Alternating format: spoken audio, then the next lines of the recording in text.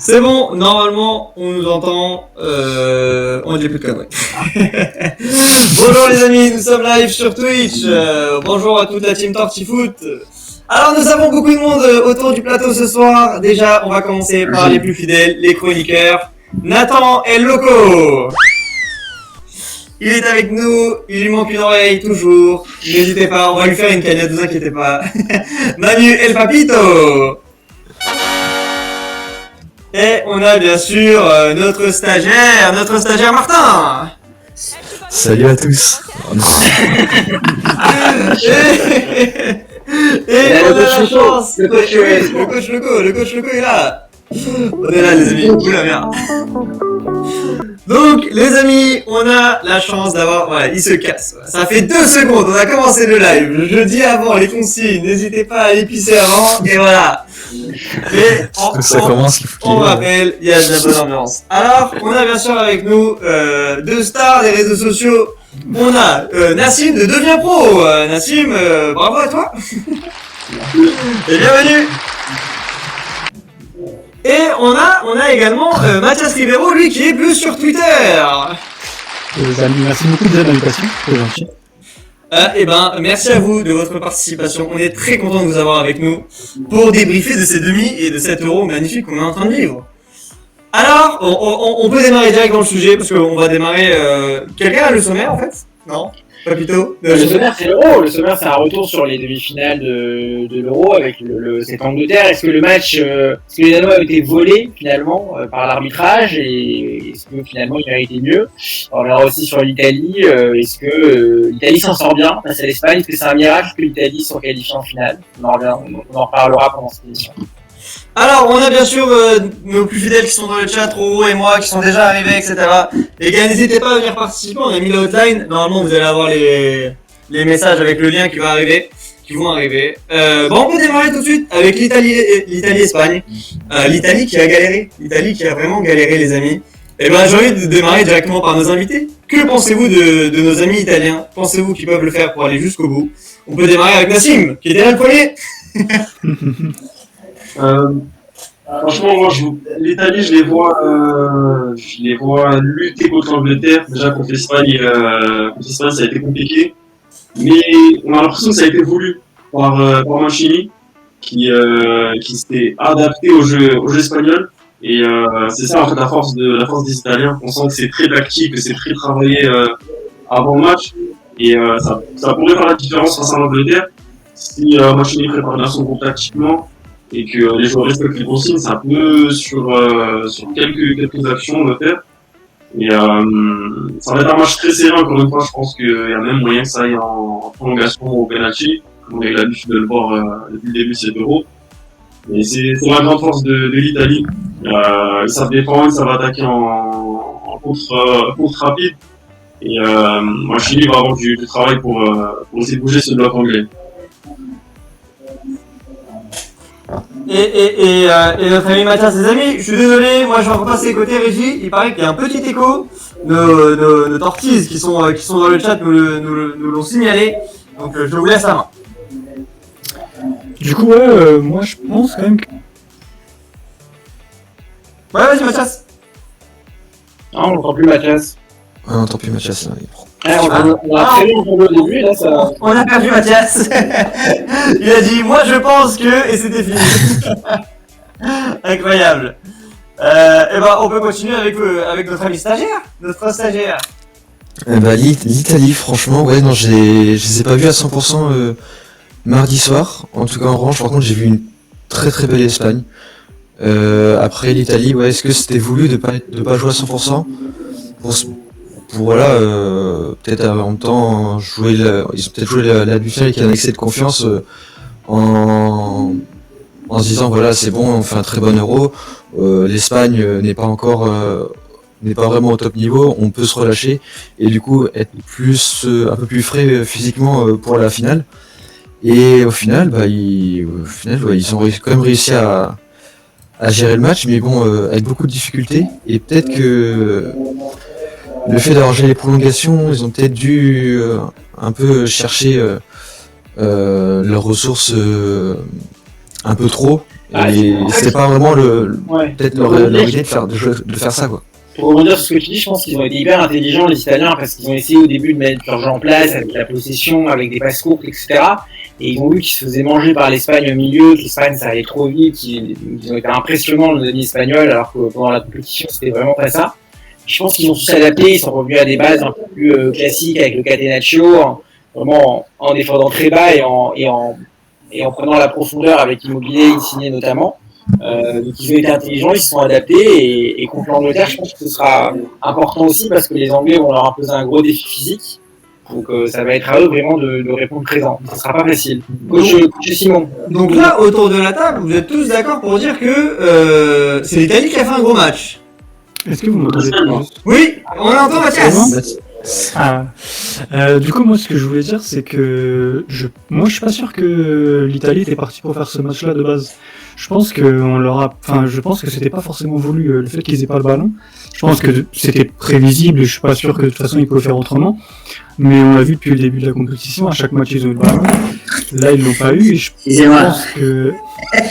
et je pense qu'on leur a un peu confisqué et on a vu que ils ont un peu été dérangés par ça parce qu'on a vu qu'ils ont beaucoup allongé sur Insigne Immobilier comme on l'a dit et depuis le début de l'Euro c'est pas forcément ce qu'on voyait, c'est pas forcément l'habitude qu'ils ont et je pense que du coup contre l'Angleterre c'est dur de prévoir, mais je pense que du coup là ils auront peut-être plus le ballon, ils seront peut-être plus dans une configuration qu'ils ont l'habitude d'avoir, parce que je pense que les Anglais ça les arrange peut-être aussi un petit peu de pas avoir le ballon.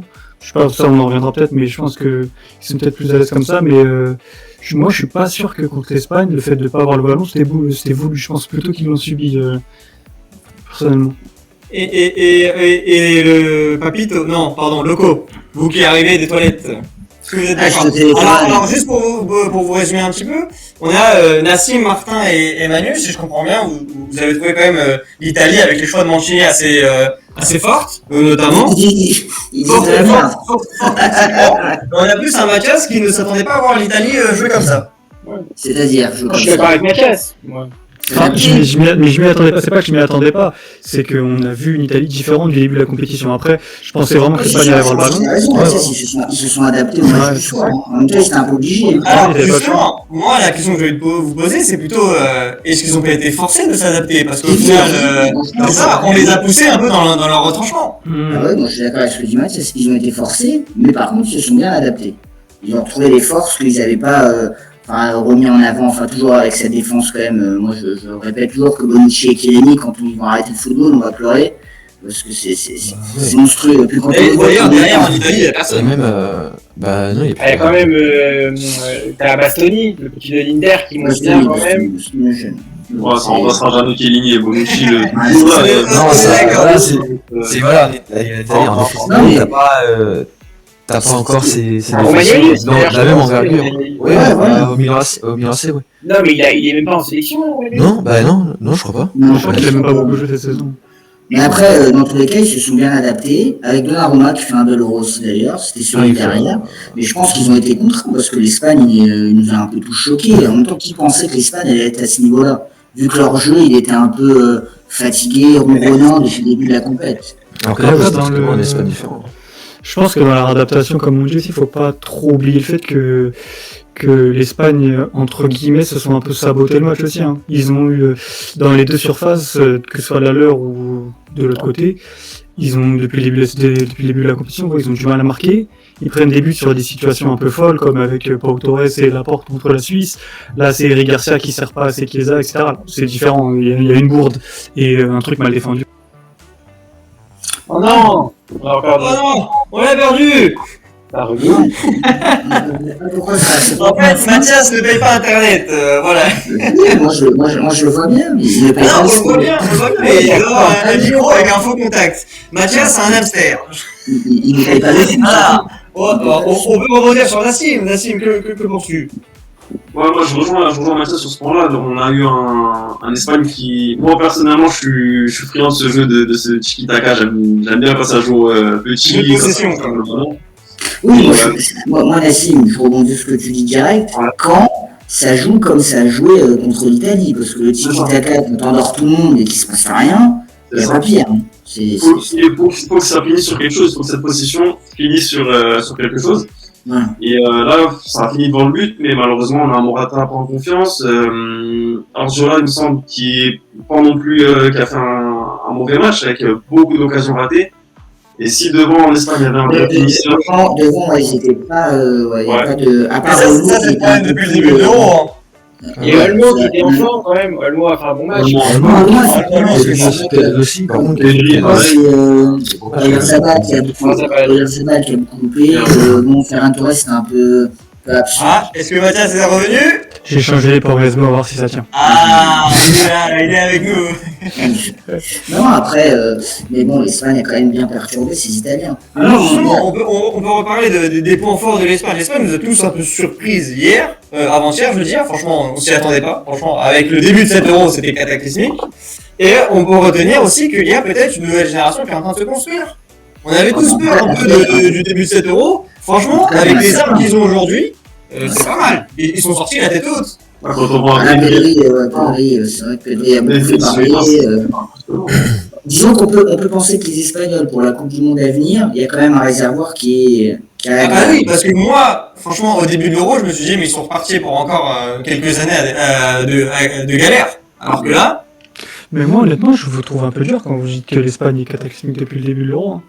Ah non, mais moi je m'ennuie. Franchement, je suis honnête. Ah ouais, voilà, c'est Non, mais différent. Mathias, le coach, il ne pèse pas ses mots. C'est pas ça. Ah, c'est Ah oui, on me le reproche souvent. Apparemment, je suis Non, ennuyant, c'est vraiment le bon mot. Pour le coup, là, on est bien d'accord là-dessus. Ah oui. Mais la différence entre les 2-3 derniers matchs et le début, c'est qu'il marque en fait, finalement. C'est vrai. Ah, c'est. Ouais, enfin, Mathias, moi j'avais vu le match notamment contre la Suède au début, c'était une purge absolue. Même C'est une contre la purge, Suisse. mais dans le sens où je vois ce que tu veux dire, c'était hyper ennuyant, mais Voilà, c'est ça. ils Même ont contre la certaines Suisse, contre la occasions. Suisse, les gars, contre la Suisse, c'était horrible. Alors t'avais quelques tirs, t'as raison, mais c'était pas non plus des occasions Oui, aussi franches que ça, tu vois. Bien sûr, mais ce que je veux dire, c'est que c'est une équipe avec quand même beaucoup de contrôle et beaucoup de maîtrise, quoi. Peut-être Oui, trop, même. oui, Peut-être trop. D'ailleurs, contre les Suisses, ils s'en sortent très très bien. Moi, c'est toujours le revers de la médaille de ce jeu-là. Le jeu un peu tiki-taka, la Barça qu'on a eu pendant des années en Europe, bah, il a fini par être un peu contrôlé, tu vois. Et l'Espagne, moi je trouve que quand ils vont passe, si tu trouves pas un attaquant et un moment un peu de folie dans la surface adverse, tu peux jouer des heures comme ça. Bah, Ah c'est oui, là où- tu contrôles le ballon, mais à la fin, C'est là où justement Busquets ça fait beaucoup bien, parce que quand il est revenu, lui, il avait ses passes vers l'avant du coup. Et c'est ça qui change un peu tout d'ailleurs pour l'Espagne. Quand il revient, ça change tout. Et pour vous, c'est Busquets, c'est le joueur qui a fait la différence pour ce renouveau de l'Espagne, ou est-ce que vous retiendrez un autre nom? Il y a Pedri à côté de lui quand même, mais le- Busquets, sans l'expérience mais le Busquets, on voit ça parce qu'on voit le avant-après quoi. Quand il est pas là, ça ronronne un peu, dès qu'il revient, tout rentre dans l'ordre. Et puis en plus de ça, même si je sais pas si on va revenir dessus, avec le ballon, je trouvais la porte assez intéressante. C'est surtout quand il était axe gauche, axe droit, c'était un peu plus compliqué avec Pau Torres. Mais la porte a pas fait un mauvais tournant. Et qu'est-ce Et que- là, il a une belle confiance du coach en plus. Hein, parce que, Ouais, c'est clair. Vite adapté, vraiment très très vite adapté. Moi je pense qu'on peut saluer sa capacité d'adaptation parce qu'il avait aucune sélection avec l'Espagne avant, pas joué Ouais, de ouais. phase de balle. Donc, et faut savoir jouer avec l'Espagne, c'est le tiki-taka, c'est pas donné à tout le monde. Hein. Après, il y a une City, ça devrait aller, je pense. Ouais, t'as dit, normalement j'avais Guardiola des passes courtes, des relances propres. Mais, Non, moi j'adore le jeu d'Espagne. Après, il faut juste devant, faut qu'il y ait un peu le peps. Quand devant, il se passe Après, rien. voilà. Bon, Bah, je pense que enfin, si jamais il est là pour la Coupe du Monde 2022, Ansu Fati va faire beaucoup de bien. Ouais, surtout, c'est vrai qu'il manquait un euro. Mais... il manquerait peut-être le numéro 9. Est-ce que vous pensez pas aussi que l'Espagne fait un gros match hier aussi, parce que l'Italie finalement fait partie des rares équipes qui ont joué au ballon face à l'Espagne, qui ont eu un pressing assez haut finalement, et qui sont pas restés derrière comme les Suisses finalement, qui même s'ils étaient courageux, ils ont pas vraiment pressé très haut avec une grosse intensité, donc forcément c'était peut-être plus compliqué de trouver des espaces. Là finalement les Italiens leur ont peut-être donné les cartes pour mettre en place leur jeu, vous en pensez quoi? Loco peut-être?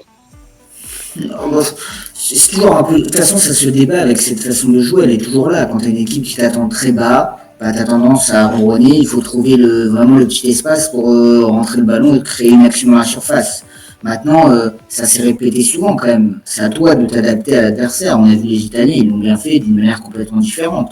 Quand l'Espagne, elle joue la Suisse, elle joue la Suède, elle joue la Pologne, elle sait qu'elle va avoir 65% du temps de ballon, bah elle de perturber ces blocs-là. Elle ne doit pas attendre de jouer contre la Croatie, enfin à mes yeux, hein. Pour moi l'Espagne c'est une grande nation du football, elle ne doit pas attendre de jouer la Croatie, la Croatie et l'Italie pour faire un grand match offensivement. Il faut que ce soit pour moi contre la majorité des équipes. Tu peux avoir des fois un match où tu passes à côté, mais là dans l'ensemble de la compétition, il y a du très bon et il y a du mitigé, enfin moi c'est mon avis personnel. C'est bon, on peut arrêter? Allez. Non, mais c'est du très. Enfin, en fait, je pense que du très bon et du mitigé, c'est pas faux, mais c'est surtout du converti et du pas converti en fait. Ouais, C'est ça. En fait, il y a un moment où c'est sûr que cette équipe, en fait, bon après, avec des si on fait le monde, mais si cette équipe elle en met 2-3 à chaque match, on dit que c'est la meilleure équipe du tournoi, quoi. Et au final, la différence avec ça, c'est entre guillemets juste les buts. Si on leur met un gros neuf, où est-ce qu'ils vont en fait? Est-ce qu'ils vont pas? Quand on va en 2008, 2010 et 2012, il y avait David Villa devant, Torres, c'était des notes de gros calibre. Donc là, c'est devant, contrôler tout le milieu de terrain, contrôler le jeu. Une fois que ça arrivait devant, ça finissait dedans. Et leur match, c'était des 4-5 buts par match. Là, c'est un vrai neuf qui leur manque avec une vraie qualité de finition. Ouais, après, moi je pense qu'on est un peu dur avec Morata quand même, parce que je pense quand même que c'est un très bon attaquant. Moi, c'est un joueur que j'aime beaucoup aussi. Hein. Ouais, voilà. Bon, c'est vrai qu'il a eu quelques ratés, forcément, mais au moins il se crée les occasions déjà. Donc il y a des attaquants qui ne se créent pas d'occasion, donc s'il s'en crée, c'est déjà bon signe. Après, il peut être toujours plus réaliste, mais je pense qu'on est un peu dur avec lui. Je pense qu'il n'est pas le seul à avoir raté des choses. Je pense à un Ferran Torres, par exemple, qui a, je crois, marqué un but pendant l'Euro, qui m'a un peu déçu. J'attendais un peu mieux de sa part. Même Olmo, finalement, qui fait un très bon match hier, je crois qu'il marque quasiment aucun but non plus. Donc, mais Oui, mais est-ce que c'est un Olmo qui doit être le buteur de l'Espagne? Bon, non, il leur faut un vrai numéro 9. De toute façon, devant, les Olmo, les Ferran Torres, les Arzabal, c'était super. Regarde, attends, en Angleterre, typiquement, et il marque, il n'est pas le seul à marquer. T'as Sterling derrière qui marque, t'as Mason Mount qui peut marquer, t'as Foden qui a marqué au premier match aussi. Bon, tu sens que le danger vient vraiment de partout. En Espagne, j'ai l'impression que, comme tu dis, ils sont vraiment trop dépendants de ce numéro 9. Et je pense qu'ils sont dépendants de ce numéro 9 aussi par rapport au profil qu'ils ont sur les côtés. Oyarzabal, ces choses-là, c'est pas des joueurs aussi percutants que peuvent être Sterling ou des joueurs aussi attirés vers le but que peuvent être Sterling, Insigne, etc. Tu vois. Et je pense que c'est pour ça qu'ils sont autant dépendants de ce numéro 9-là, justement, parce que c'est peut-être le seul joueur qui, au final, lui, a l'envie et qui est complètement tourné vers le but, quoi. Mais après, là, le fait que voilà, genre, une équipe soit autant dépendante d'un vrai numéro 9, là, quand tu prends l'exemple de l'Angleterre, eux, où c'est vraiment tout le cœur du jeu, que ce soit les ailiers, les numéros 10, le 9 qui peuvent marquer, l'Espagne, ouais, c'est vraiment presque... il n'y a que le 9 qui peut marquer et qui peut créer la différence. Et est-ce qu'en fait, c'était pas peut-être la physionomie du football en Espagne, où c'est vraiment le 9 qui marque, et les ailiers, par contre, eux, qui sont plus là pour servir le 9 et pas, et bon, je vais pas dire et faire que ça, mais et peut-être moins et du coup moins marqué derrière. Est-ce que c'est peut-être pas aussi Je pense que c'est aussi là parce que l'Espagne, là, comme on a dit, c'est une équipe qui a des redoublements de passes assez énormes, et eux, on l'a vu déjà, je pense, contre l'Italie, quand Busquets il tire, tout le monde est tombé de son canapé. C'est une équipe qui ne tire pas en dehors de la surface, en fait. C'est l'équipe qui finit ses actions dans la surface. Donc forcément, ça doit finir et on l'a vu sur le but qu'ils mettent. Voilà, le but qu'ils mettent, la passe de Pedri qu'on a en première mi-temps, le but de Morata contre la Croatie, tout finit dans la surface, tout. Ah oui. C'est plus l'Italie qui le donne que l'Espagne qui marque. Tu peux pas te prendre un but sur un 1-2 comme ça qui part à 25 mètres et prendre un but comme ça. Là, c'est vraiment une erreur de concentration de l'Italie. Il y a une petite erreur de concentration. Ouais, c'est surtout il n'y avait pas non plus grand espace en plus au niveau de la balle qu'on m'a passé. C'était tout cela, en plus il y avait du monde. Franchement, quand j'ai vu le but, j'ai pas compris comment ils ont. Un 5 défenseurs. Ouais, c'est. Bon, c'est rare, tu vois jamais ça. Tu vois pas ça tous les jours, quoi. Après, si on revient comme ça. Si on revient rapidement sur l'Italie, je pense qu'il y a quand même aussi un joueur qui a énormément manqué à cette équipe italienne, c'est Spinazzola, qui était incroyable depuis le début de l'Euro. Ah oui. On sait que le côté gauche, c'est le côté fort des Italiens, et là, clairement, Emerson n'a pas su être au niveau, et on a vu qu'il a manqué même défensivement aussi, parce que Spinazzola, il était partout. Je sais pas si vous avez vu cette sensation-là. J'ai trouvé Emerson qui était bon au niveau, essayer d'apporter le ballon devant, mais par contre, quand il fallait un peu pas créer de l'espace, mais faire le dernier appel pour mettre du danger au niveau de la défense adverse. J'ai l'impression qu'il n'arrivait pas à suivre, il n'avait pas la connexion avec le joueur qui voulait faire le 1-2, et c'est bizarre en fait, d'avoir de se dire, je vais monter, mais par contre, derrière, qu'est-ce qu'il faut que je fasse après? C'est ça, dès que je lâche la balle devant, qu'est-ce qu'il faut que je fais quoi après? C'est que Spinazzola, il est le latéral à l'ancienne, alors que maintenant, tous les latéraux, on leur demande de savoir jouer au ballon devant et de monter, alors qu'Emerson n'a pas ce profil-là. Et je pense que c'est ce qui manque à l'Italie. On voit Walker en Angleterre, qui a un match incroyable. On a Jordi Alba en Espagne, qui lui joue presque ailier gauche. Et Emerson n'a pas cette capacité justement à pouvoir se projeter et être efficace devant. Bah après je crois que Jordi Alba lui il a été formé il n'a pas été formé autant que latéral gauche, il était plus je crois un cran plus haut de mémoire. Donc c'est peut-être ça le fait que bon t'es formé un cran au-dessus, donc t'as plus l'habitude d'être offensif. Et il a gardé ce style de jeu là et heureusement qu'il arrive très bien chaque fois à revenir défensivement. Parce que sinon, bon, ça peut être compliqué pour Oui, lui. cavale. Pendant les matchs, il cavale. C'est sûr que. Ah oui, Et voilà. vous là autour, Jordan. C'est un monstre. Mm. C'est un monstre. On a fait le tour, j'ai l'impression qu'on a fait le tour de l'Italie. Ouais, Est-ce que vous voulez qu'on passe à. Comment ça, moi je viens d'arriver, c'est vrai? Ah, donne-nous ton avis, donne ton avis. Ah, c'est incroyable. Alors, je suis désolé encore, je m'excuse dans le live. Apparemment, il y a un problème d'écho. Je pense que c'est dû à rien du tout. Et il faudrait redémarrer. Mais bon, j'espère qu'on va sûrement pendant la pub, pendant le changement d'invité, on va sûrement faire une petite manip. Ça passera ou ça cassera. Pour l'Italie-Espagne, moi, j'ai eu des belles choses. Il y a plusieurs points auxquels je suis pas d'accord avec ce que vous avez raconté. Un par un, je vais vous démonter la gueule. Non, alors, je raconte beaucoup de conneries, vous allez voir Mathias et notre ami Nassim. Notamment, Nathan, que tu disais que on a revu l'Italie qui s'est adaptée en mode la vraie défense et tout ça. Bah, moi, j'avoue, un 1-2 comme ça, dans une défense italienne, ça passe pas. Après, je disais sur l'ensemble du match. Quoi. Ouais, bah, voilà. c'est les vaccins, Non, voilà. non, parce que, Là, j'ai pas trouvé qu'ils étaient là, vraiment, tous derrière, notamment alors quand ils avaient la balle, à rester derrière. Le vrai Qatar, c'est en mode, on fait tourner comme départ. Quand je te dis ça, c'est par rapport à leur manière de jouer depuis le début de l'Euro. Ce qui a étonné de l'Italie, c'est qu'avec Mancini, leur manière de jouer un peu connue depuis X années, elle a changé. C'était eux depuis le début de l'Euro qui harcelaient l'adversaire très haut. Contre l'Espagne, ils ont pas réussi à le faire. Après, En fait, je pense qu'ils voulaient, au début, avec un pressing très haut au début du match. Et au final, ils se sont fait prendre techniquement, parce que je pense que le milieu, au final, hier espagnol, avec Pedri qui a fait un match qui a choqué toute l'Europe, je pense qu'ils ont pris le dessus, en fait, au cours du match, et que c'était pas voulu. il y avait techniquement, moi j'ai trouvé physiquement les Italiens. Ils étaient morts à la fin. Plus fatigués que les Espagnols. Mais ça, c'est à force de courir. On dit toujours que courir derrière un ballon. Je vois que Nassim rigole, mais Nassim, je sens qu'il est footballeur. Alors Nassim, apparemment, c'est un grand freestyler. Donc moi, Nassim, t'as pas une petite balle avec toi là? Tu nous fais une petite démo? Non, malheureusement, il n'y a pas le ballon à côté là. Bon, alors on veut une vidéo, on la publiera partout. Nassim, invité freestyler. Ah bon, moi pour le coup j'ai trouvé que ça avait été plutôt quand même une force de l'Italie d'avoir su s'adapter jusqu'à ce match. Après, j'avoue, j'ai entendu à un moment dans la discussion, c'est vrai que si l'Espagne est plus forte devant, avec un peu plus de finition, l'Italie saute pour moi. Ouais, mais Ils ont raté, hein. Ils ont quand même beaucoup raté. avec un vrai numéro 9. Après, moi je vois au global de la compétition, ce que montraient les Italiens, ça me rassure plus que ce soit en finale. Après, il y a l'histoire d'un match et l'histoire d'une compète. Ouais, sur le début de la compète, ils sont plus méritants que les Espagnols, ça on l'a dit. Ouais, mais sur toute la compète, hein, franchement, là de les voir en finale, personne va crier au scandale. On est bien. Voilà, c'est ça. Non.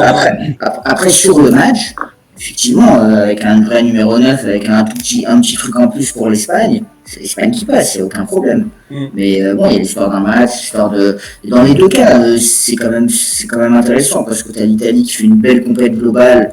Je vois qu'ils, mine de rien, ils n'étaient pas si au-dessus que des autres que ça. Parce que finalement aussi, je pense que à part l'Italie en tant que favori qui a montré un beau jeu toute la compétition, les autres, c'est plus ça la question en fait. C'est que l'Espagne, hormis le match contre l'Italie, on se demandait c'est quoi leur niveau de jeu. Les Anglais ils sont en finale, mais tout le monde des fois dit bon même s'ils sont montés en puissance, tu vois ce que je veux te dire, c'est que t'as les Belges aussi. Ah oui, les Anglais on va en revenir, hein, mais ils ont été décriés énormément. Et c'est pour ça qu'on attendait les Italiens aussi favoris sur ce match-là en fait. C'est que comme toutes les autres équipes ont donné une image un peu bizarre, et surtout les Espagnols, l'Italie se retrouvait ultra favoris, ça montre qu'ils étaient friables aussi finalement. C'est plus ça pour moi le grand enseignement. Ouais, après, c'est rare les compètes où t'as aussi une équipe qui fracasse tout sur son passage. Même en 2018, nous la France, on a contre l'Argentine typiquement, on a souffert contre le Brésil, contre la Belgique pardon, on a souffert. Bon, il y a pas, c'est rare d'avoir une équipe qui va gagner ses matchs 3-0 à chaque fois. Enfin, c'est même quasiment. À part l'Espagne peut-être d'ailleurs en 2012. Que je me rappelle. Alors l'Espagne c'était vraiment une première partie de leur Euro en 2012. À part de santé. Voilà, à part cette époque-là, je me rappelle où ils avaient fracassé. Mais d'ailleurs, je crois qu'ils battent l'Italie justement en finale. Ouais, 4-0. Ouais, 4-0. C'est un fracas, mais à part ça, c'est très rare. Même en 2016, les Allemands, il y a des matchs où c'est. D'où le fait que moi je trouve que ce soit bien qu'ils se soient bien adaptés. Parce qu'en fait, ils n'étaient pas. Voilà, enfin, ça a été pas au-dessus de ça. Voilà, je pense. Moi, ce qui Oui, m'a un peu vas-y, choqué, vas-y, par contre, moi, ce qui m'a un peu choqué au niveau de l'Italie, au début de match, c'est j'ai trouvé l'Espagne, ils avaient, quand ils avaient le ballon, C'est lui qui a un j'ai écho. jamais vu. C'est lui qui a J'ai un jamais- écho. C'est moi? Ça, il y a un Non. écho. Parce que si tu nous niques le live, t'es dehors, le stagiaire. Hein. Ah non, arrête, c'est pas moi qui ai l'écho quand même. Alors, le stagiaire, on a pas... Ah, Regarde, putain, c'est moi. ça se voit qu'il paye pas internet, c'est cet homme en faux Ralph Lauren. Oui, c'est sûr, Florence, c'est sûr. Je le mute et on va nous dire si vous l'entendez ou pas dans le live. On va voir. Vous allez nous dire si il faut virer le stagiaire ou pas. Alors, sondage. Non mais tout ça pour en revenir que par contre moi cette histoire de neuf, c'est vrai que l'Espagne n'avait pas de neuf cette compétition j'ai trouvé, mais pour le coup l'Italie n'en avait pas. Hein. Immobilier fait un mauvais euro. Ouais, Immobilier. Plutôt bonne observation. Après, On est le neuf, d'accord. le 9, je pense, ça a nuancé surtout sur le match contre l'Italie.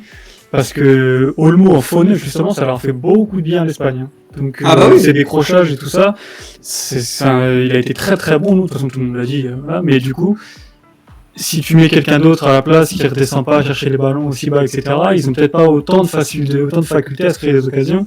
Et donc l'équilibre finalement, tu sais pas trop sur quel pied c'est quoi. Est-ce qu'il leur faut un neuf ou est-ce que finalement le faux neuf Olmo c'est une bonne idée, c'est juste peut-être les joueurs à côté de lui qu'il faut changer. C'est Non, moi j'aurais gardé typiquement un Olmo, mais j'aurais mis une sentinelle à côté pour essayer de faire point d'accroche. Et limite d'ailleurs, ça lui aurait peut-être facilité le travail pour libérer davantage de C'est l'espace. ce qu'ils ont fait, justement. C'est ce que Il fait l'Italie rentrer Morata, il fait rentrer Morata à la place de Torres, si je dis pas de bêtises. Bah, l'entrée de Morata fait énormément de bien d'ailleurs. Voilà. Et donc, effectivement, là t'as Morata qui est vraiment le numéro 9 et Olmo qui lui tourne autour, justement.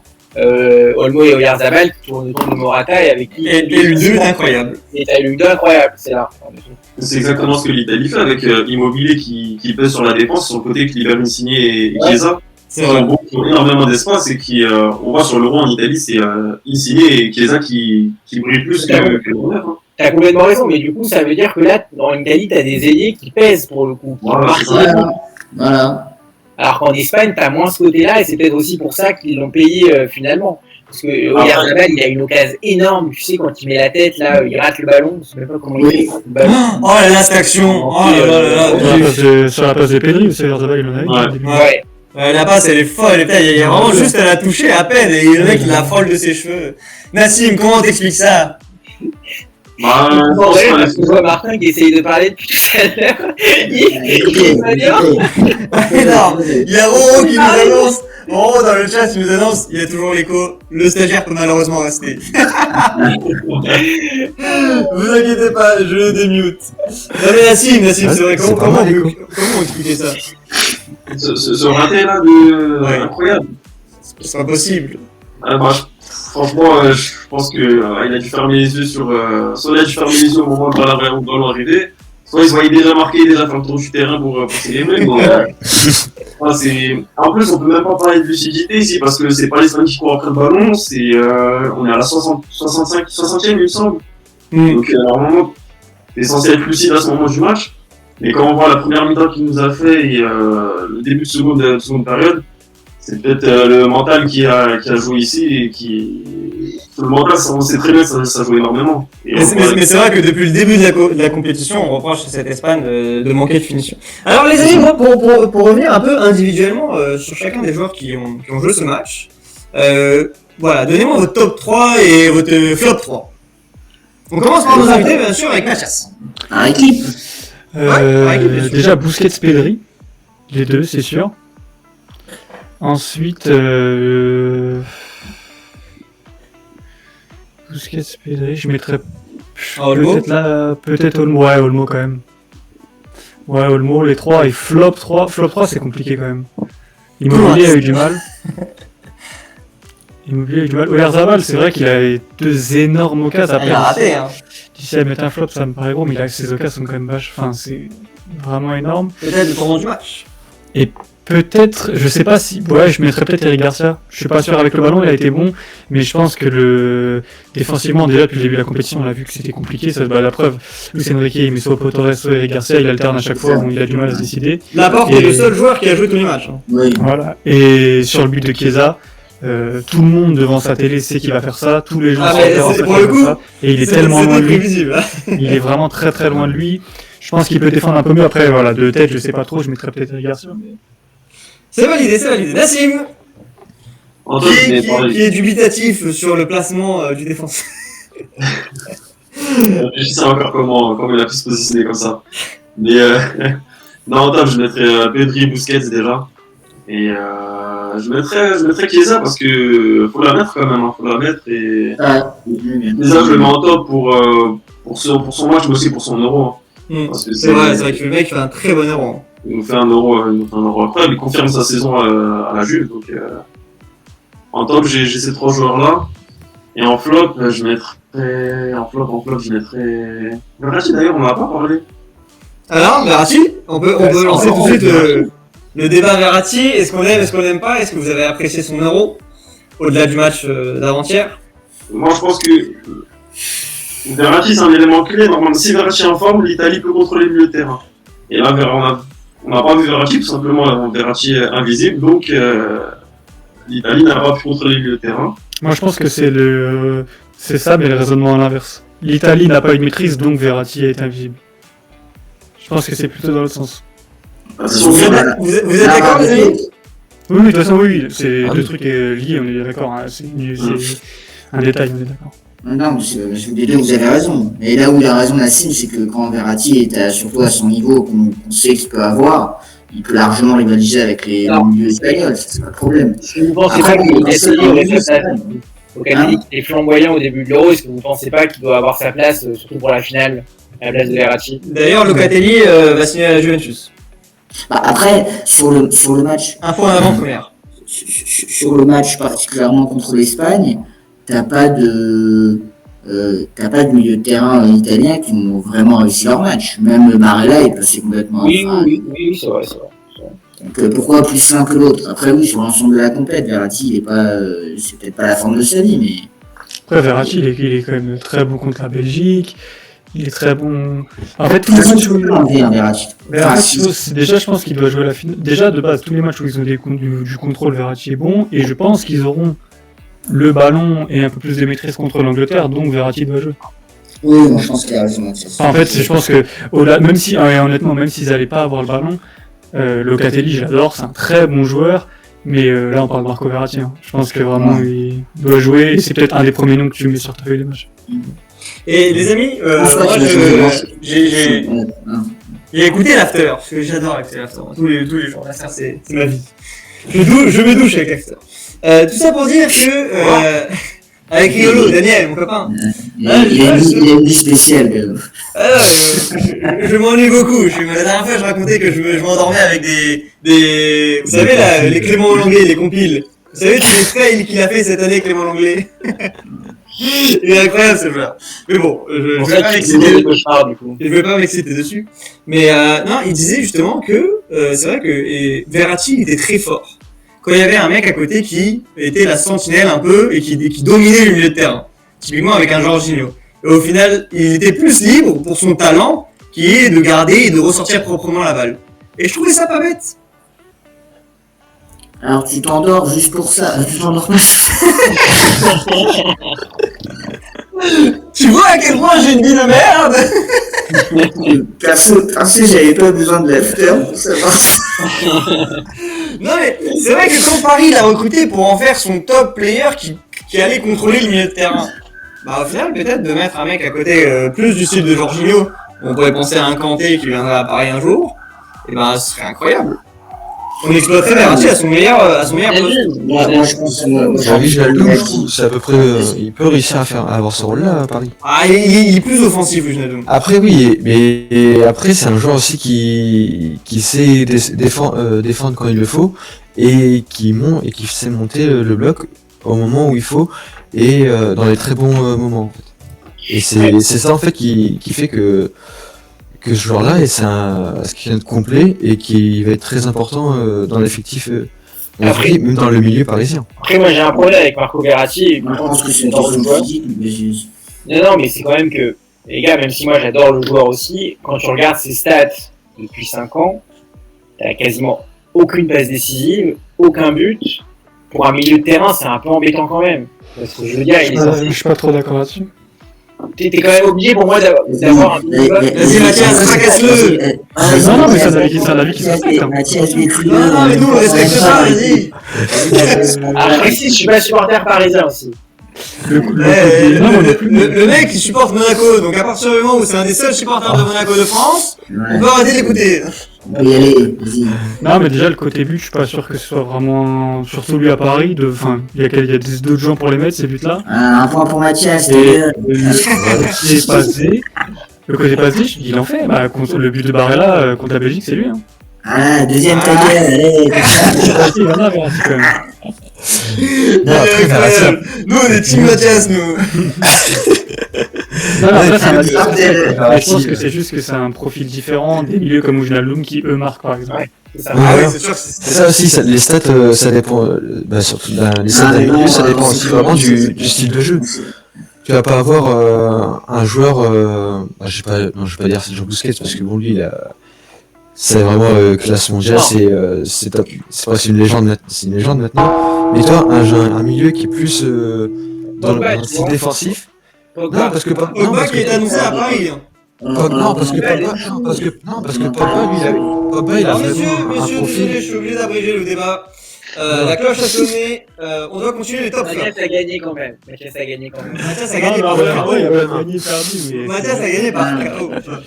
D'ailleurs, on est très contents de les avoir. Nos invités, on est très contents, ils sont très sympathiques et en plus, ils s'y connaissent bien. C'est un Ils plaisir ont de une parler foot super avec eux. connexion. Et ils ont une super connexion. Sauf Mathias qui a des problèmes de bite. C'est pas un problème de connexion, c'est des pauvres SD, mais bon, des problèmes quand même.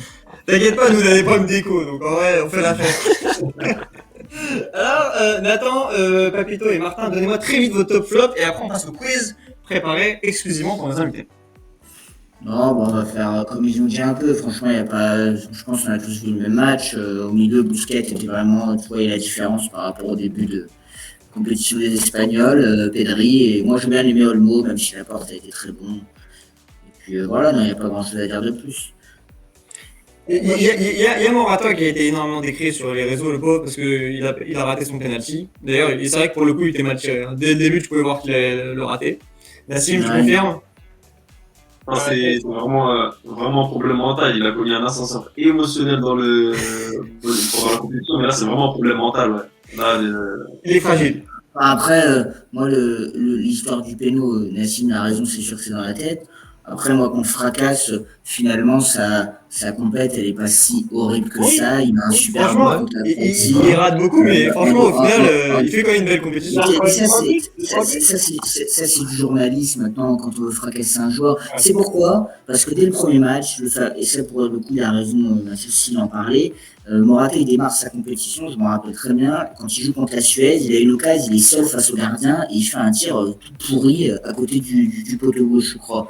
Et depuis, l'Espagne, oh là là, c'est quoi cet attaquant? Il est incapable de marquer limite le but vide. Bon, bah, tout de suite, il est pris en grippe. Et derrière, il y a ce qu'il y a. Donc en fait, on a mis tous les problèmes offensifs de l'Espagne sur lui, au final.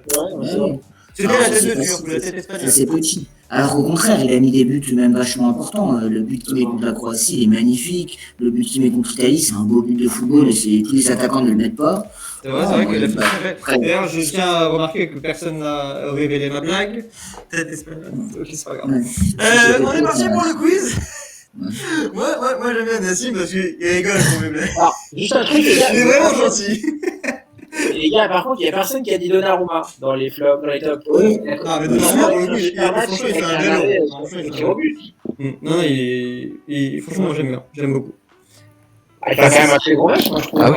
Ah, Oui, mais j'ai compris que t'avais dit dans les flops, hein, dans les tops. Non, dans les tops. Oui, dans les tops, tu as raison. Il fait un gros euro. Ah, il sauve un péno, je trouve qu'il y a Même, une fois qu'il a mis d'Italie. il fait un sacré euro, non, contre les Belges. Non, magnifique. D'ailleurs, titulaire ou pas titulaire? PSG, ouais, moi titulaire, bah Navas, j'adore Navas, mais. Ah, il est Paris. titulaire, hein. moi je pense Paris, que ça va être compliqué. Hein. Attendez, on prend les avis un par un. Nos invités, Nassim d'abord. bon, je pense que le coach va faire jouer un gardien dans une compétition et l'autre dans une compétition, hein. Comme si on avait au Barça avec Claudio Bravo et Ter Stegen. Je pense que c'est la meilleure solution parce que Navas n'a rien envie à Donnarumma actuellement avec la saison qu'il vient de faire. Et ça serait injuste de mettre Donnarumma directement titulaire et de mettre Navas de côté. Sûrement Ah, un des meilleurs bravo, Parisiens bravo. sur la saison dernière. Bon, bravo coach, Nassim a tout dit, il n'y a pas besoin Mathias d'avis des autres abrutis. Alors Mathias n'est pas dans les abrutis, on parle bien sûr de Papito et du stagiaire qui Ouais, je à pense que cause de ce sera pas eux, Ah, Mathias, c'est nous bon, les échos. c'est devenu un ami, nous on lui l'émission, tout le monde est copains. Allez Mathias, ta gueule. D'ailleurs, Mathias et Nassim, ils reviendront tous les soirs. C'est bon, c'est signé. Ils sont officiellement chroniqueurs. Ils sont très bons, ils sont très bons. D'ailleurs, vous kiffez ou pas? Vous passez un bon moment? Ouais, carrément. carrément. Ah, Franchement, Ah, vas-y Mathias, ton avis sur Donnarumma pour être un peu sûr. Moi, je pense qu'il sera pas titulaire de Normand. Je pense qu'il sera pas titulaire parce qu'on a vu déjà que Navas a prolongé. Là, on parle de Donnarumma sur un Euro où il est excellent, c'est vrai. Mais le PSG fait la saison qu'ils font l'année dernière en grande partie grâce à Navas, faut pas avoir la mémoire courte non plus. Ah bah non. C'est vrai. Et en plus de ça, après, ça c'est peut-être, ça dépendra de ce que veut Pochettino et tout. Je trouve que Donnarumma a beaucoup de points forts, mais a un très très gros point faible et qui a un Le jeu au énorme pied. point noir, c'est le jeu au pied, c'est une catastrophe. Ah, on est d'accord. Alors que Navas, c'est clairement, Navas, c'est pas Ter Stegen non plus, on est d'accord. Mais Donnarumma, c'est très très très très compliqué au pied. Donc ça peut peut-être faire pencher la balance. Après, de toute façon, ce qui est sûr, c'est qu'à terme, si Paris après Donnarumma, c'est que sur le long terme, ce sera pour lui de toute façon. De toute façon, Oui, parce que c'était une belle opération financière, je pense. Donc en vrai, ils ont profité et bon, au pire, ils peuvent peut-être le prêter ou. Je suis d'accord avec Ils vous. ont posé la dessus, Voilà, voilà, ils en ont profité. Ouais, qu'il soit patient, de toute façon, il sera numéro 1. Ouais, mais je suis d'accord avec ce que vous avez dit, mais Donnarumma, surtout s'il est champion d'Europe, il vient pas à Paris pour être remplaçant ou même pour jouer la Non, Moi, c'est là que j'ai du mal à le croire. Ouais. Donc peut-être, pourquoi pas pour repartir un an, mais c'est bizarre, quoi, je sais pas. Non, À la limite, tu le prêtes, allez, Alex. mais Nassim, il a dit, il peut très bien jouer un peu des matchs d'Europe, il peut jouer des. Comment... Ouais, mais tout de suite, c'est pas pour jouer c'est plus pas vrai. différent, c'est pour jouer les matchs de Ligue des Champions. Non, mais. Bah, Non, si, mais le après, mec qui joue pas les matchs de après, Ligue des Champions, il sera tout de suite considéré comme numéro 1, c'est logique. Non, mais après, Oui, regardez mais- l'année où il y avait Areola et Buffon. Bah oui, mais bon, c'est comme là, dans pour moi, l'effectif. voilà, les Bouffons, Oui. ils sont pas Bah, comparés. il est bien placé, Martin, Oui. tu peux dire. Non, mais après, voilà, genre, t'avais Buffon qui était vraiment, on va pas dire, qui était presque en fin de carrière, mais qui avait vraiment l'expérience. Et Areola, lui, qui commençait vraiment un peu à se faire une place dans l'effectif parisien. Et du Ouais. coup, est-ce que ça va pas être à peu près pas la même Pour concurrence le coup, Buffon, moi, j'ai jamais trouvé bon à t'as- Paris, alors que les Navas, j'ai l'impression que c'était le meilleur joueur. Non, mais après, Ouais, voilà, t'as l'expérience et la jeunesse. Et là, Navas et Donnarumma, ça va être pareil. T'as Navas qui a vraiment l'expérience et Donnarumma qui a la jeunesse, mais en même temps qui a l'expérience parce que voilà, ça fait 5 ans de mémoire, un truc comme ça, 4 ou 5 ans, où il joue déjà au top niveau, un truc comme ça. Ouais, Donnarumma, il joue depuis 16 ans. Ouais, voilà. Alors, messieurs, c'est parti pour le quiz, là, il me semble, hein. Allez. Et on remercie juste avant, il y a Freezer Détaxé qui s'est abonné, merci à lui. Les amis, quand il va y avoir le changement d'invité, on va tenter quelque chose, ça passe ou ça casse, on va tenter pour résoudre l'écho. Franchement, je suis pas serein, mais bon. Voilà. On est pas serein, mais c'est un plaisir. Déjà, on aura fait une très belle émission avec deux invités incroyables. Ça suffit. Franchement, ils sont magnifiques. Ils sont magnifiques. ça fait plaisir. Alors, on démarre par qui? Alors, Martin, vas-y. Alors, Et déjà, Pierre. on commence par quoi comme. Attendez. Oula. Attendez. Non, bon, je sais très bien ce que tu vas me dire. Coach, Prévenir nos invités. avant de commencer, est-ce qu'il y a un qui suis-je dans les. Non, il est court, ils sont Alors courts. oui, parce que le dernier Ils qui sont suit, très il a duré courts. 5 Attendez, minutes, l'invité est parti. je préfère prévenir Nassim et Mathias, vous en avez pour 1 heure. Ah, on a aussi un nouveau follower qui s'appelle Michel Latweet. Alors rien que pour ce pseudo, j'étais obligé de faire une dédicace. Donc merci beaucoup pour ce Alors Martin, es-tu prêt? On a un after pêche. On va commencer. On va commencer avec du coup Nassim pour le qui suis-je. Alors je t'explique vite. Cette fois t'as vu j'explique avant quand même les règles. Hein. Restez concentrés. Ouais, je suis assez concentré. Alors du coup je vais te décrire un peu la carrière d'un joueur. Et donc du coup tu vas essayer de retrouver c'est quel joueur et puis si tu l'as avant que je termine, tu me coupes la parole et tu me donnes le nom du joueur. Ouais, c'est parti. Il y a quelque chose à gagner ou pas? Alors, donc je débute ma carrière au FC Metz en 2007 où je jouerai quasiment toute la saison. Après cette très belle première saison professionnelle, je quitte Metz pour me diriger vers Lyon. Ma première saison là-bas ne fut pas un très bon souvenir, malgré un très bon début de saison, parce qu'en fait je me blesse lors de la 11e journée qui m'écartera des terrains durant un peu plus d'un mois. La saison suivante, je je prends part à 37 matchs, pardon, de championnat et je commence à devenir un cadre de l'équipe lyonnaise. Après 3 saisons. Après 3 saisons, je quitte le Rhône pour découvrir l'Italie avec l'AS Roma. Franchement, juste t'arrives à trouver, t'es avec Attends. Normalement, c'est Ouais, c'est pas mal, hein. Après, donc, Nassim, frère Nassim, après 1 minute, il était plus. c'était à la fin. sur le côté en mode. Donc, après 3 saisons à Lyon, donc je découvre l'Italie avec l'AS Roma où je sors un titulaire très important durant 5 saisons. Après ça, je rejoins la Juventus en 2016 où je serai une pièce maîtresse du milieu turinois. L'été dernier, je signe au FC Barcelone où je disputerai seulement 19 matchs cette saison. Je suis. Pjanic. Ouais, c'est ça. Ah, mais il avait en fait, incroyable. Ah, c'est fort. C'était pas non plus compliqué à le trouver au final. Quand t'arrives en Italie, c'est. Bon, Martin. Bravo, Martin. Il a On a commencé eu peur au début, Ouais, on Il a commencé, ouais, mais. 3 heures, mais ça a été. Alors, d'ailleurs, on peut passer tout de suite à Mathias qui est dubitatif. Ah non, tu attends, justement, tu commences là. Alors, Mathias. Donc, Allez ce soir. Je débute ma carrière en Bretagne au FC Lorient, où je disputerai 13 matchs pour ma première saison professionnelle.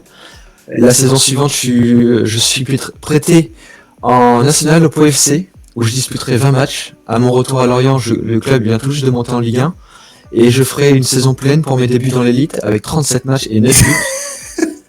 Après ma belle saison, je décide de quitter définitivement la Bretagne pour partir à Toulouse, où je resterai 3 saisons avec un... Vas-y. Gignac. Ouais, c'est ça. Ouais. J'ai pas entendu. Gignac. Ah, il est passé par Pau. Ouais. Je J'ai fait une petite saison là-bas. Un connaisseur. Franchement, on a 2 très bons connaisseurs avec nous. Alors juste, on a encore des petites questions là, il me semble, pour Papito, non? Papito, vous avez préparé des petits trucs? Martin, autre chose, je crois. Martin, autre chose. Ouais, alors Alors, parce que nous, en fait, on explique qu'on fait bosser que le stagiaire. c'est clairement ça. Alors, sinon, j'ai trop D'ailleurs, on recherche des stagiaires. Justement. Parce que Martin va être viré après son écho ce soir. Martin, avec son écho là, il a tout niqué. C'est pas moi qui ai l'écho. Arrête. Ah, au plaisir. Alors, Martin, c'est le meilleur. De toute façon, on arrête pas de. Du coup, donc il y a un autre jeu.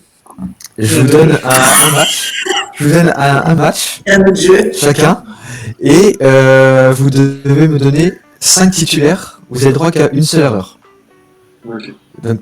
Bah, je vais garder le même ordre. Du coup, je vais commencer avec Nassim. Je vais te donner le match de OL-OM en novembre 2009.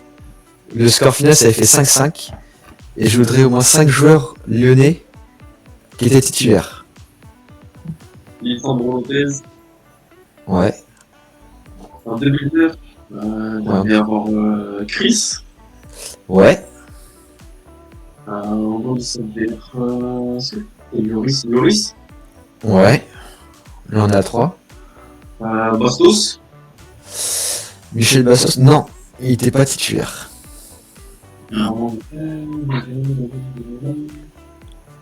Là, il n'y a plus le droit à l'erreur. On peut aider Martin ou pas? Ouais, vous pouvez l'aider. Si vous voulez.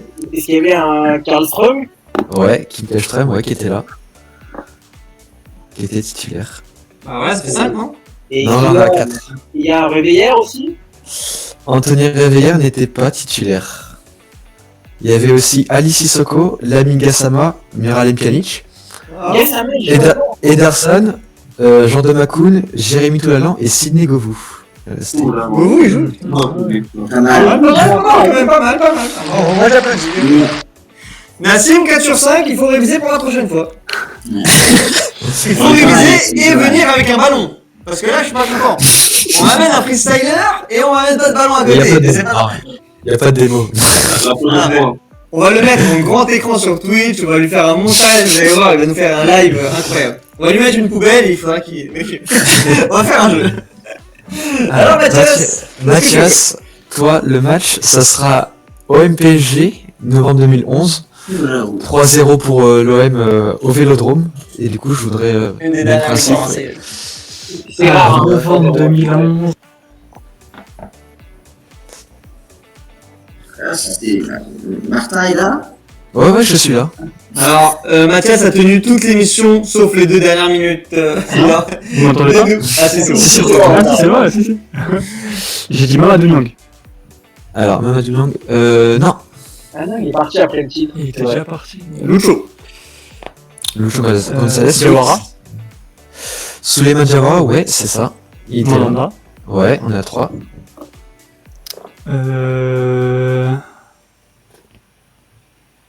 Là, Inze, frère. J'ai hésité, ouais, mais Enze, je suis pas sûr qu'il soit là. Non. Ouais. Benoît Chirou. Benoît Chirou, non, il était pas titulaire. Valbuena. Ouais, bah bon. Mathieu Valbuena n'était pas titulaire. On a un petit anneau. Amalfitano était titulaire. Pas mal. Ah. Sans Nassim et Marseille de cœur. Les joueurs pourris, là, les Oruma. Ça, c'est vraiment ça. T'avais aussi Loïc Rémy, Stéphane Et Mbia. Jordan Ayew. Ah oui, Mbia. Jordan Ayew qui était... Non, ils n'étaient pas titulaires les deux. T'avais aussi Alou Djaras, Jérémy Morel, Nicolas Nkoulou. Aspilicueta, je sais plus si vous l'avez dit. Ah Non, ouais. pas du tout. Ah, C'est c'est vrai. vrai, c'est bon. Bien sûr. Et On l'a dit, mais t'entends rien. Ouais, arrête. On adore notre stagiaire. Alors les amis, on a fait le tour. Ouais. Ouais. Pas mal, On a fait le tour. Franchement, je voudrais remercier nos 2 invités qui étaient incroyables ce soir. Merci à vous déjà. Merci beaucoup. Alors Mathias, Nassim, franchement, un grand merci. On rappelle, bien sûr, Mathias, influenceur sur Twitter, qui est plus football général. Oui. Football général, actualité, mercato, un peu de tout. Je raconte ma vie un peu autour du foot en vrai. En Bon, vrai, bah, c'est sûr qu'il n'y a pas mieux comme. Exactement, non, c'est bien, c'est bien. Tu sais te vendre. Bon. Mathias parle bien. En général, on a tendance à fracasser les invités. Là, on sera sympa. Non, mais à part ces petits problèmes de micro, ça va. Non, ah mais Mathias, tu es le bienvenu pour revenir quand tu veux, bien sûr. C'est gentil. Vraiment, on va faire peut-être des émissions sûrement fin du mois pour débriefer de 7 € et même du mercato. Donc voilà, tu seras le bienvenu. Ah.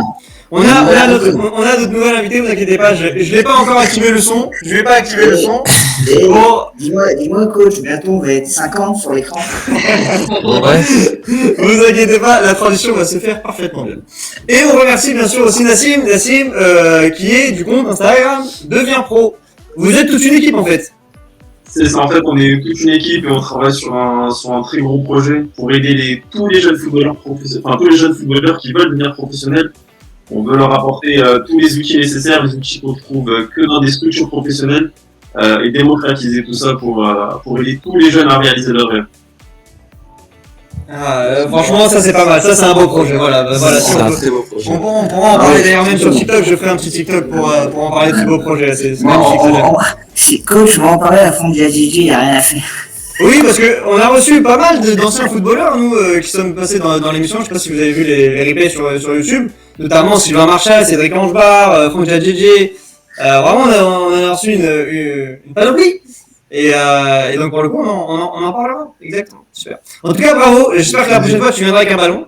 Et moi, je vous rappelle encore une fois que je suis pas devenu footballeur à cause des ligaments croisés.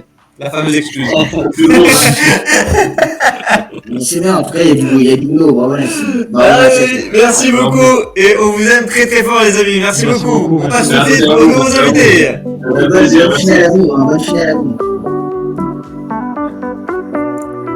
Ah. Bon.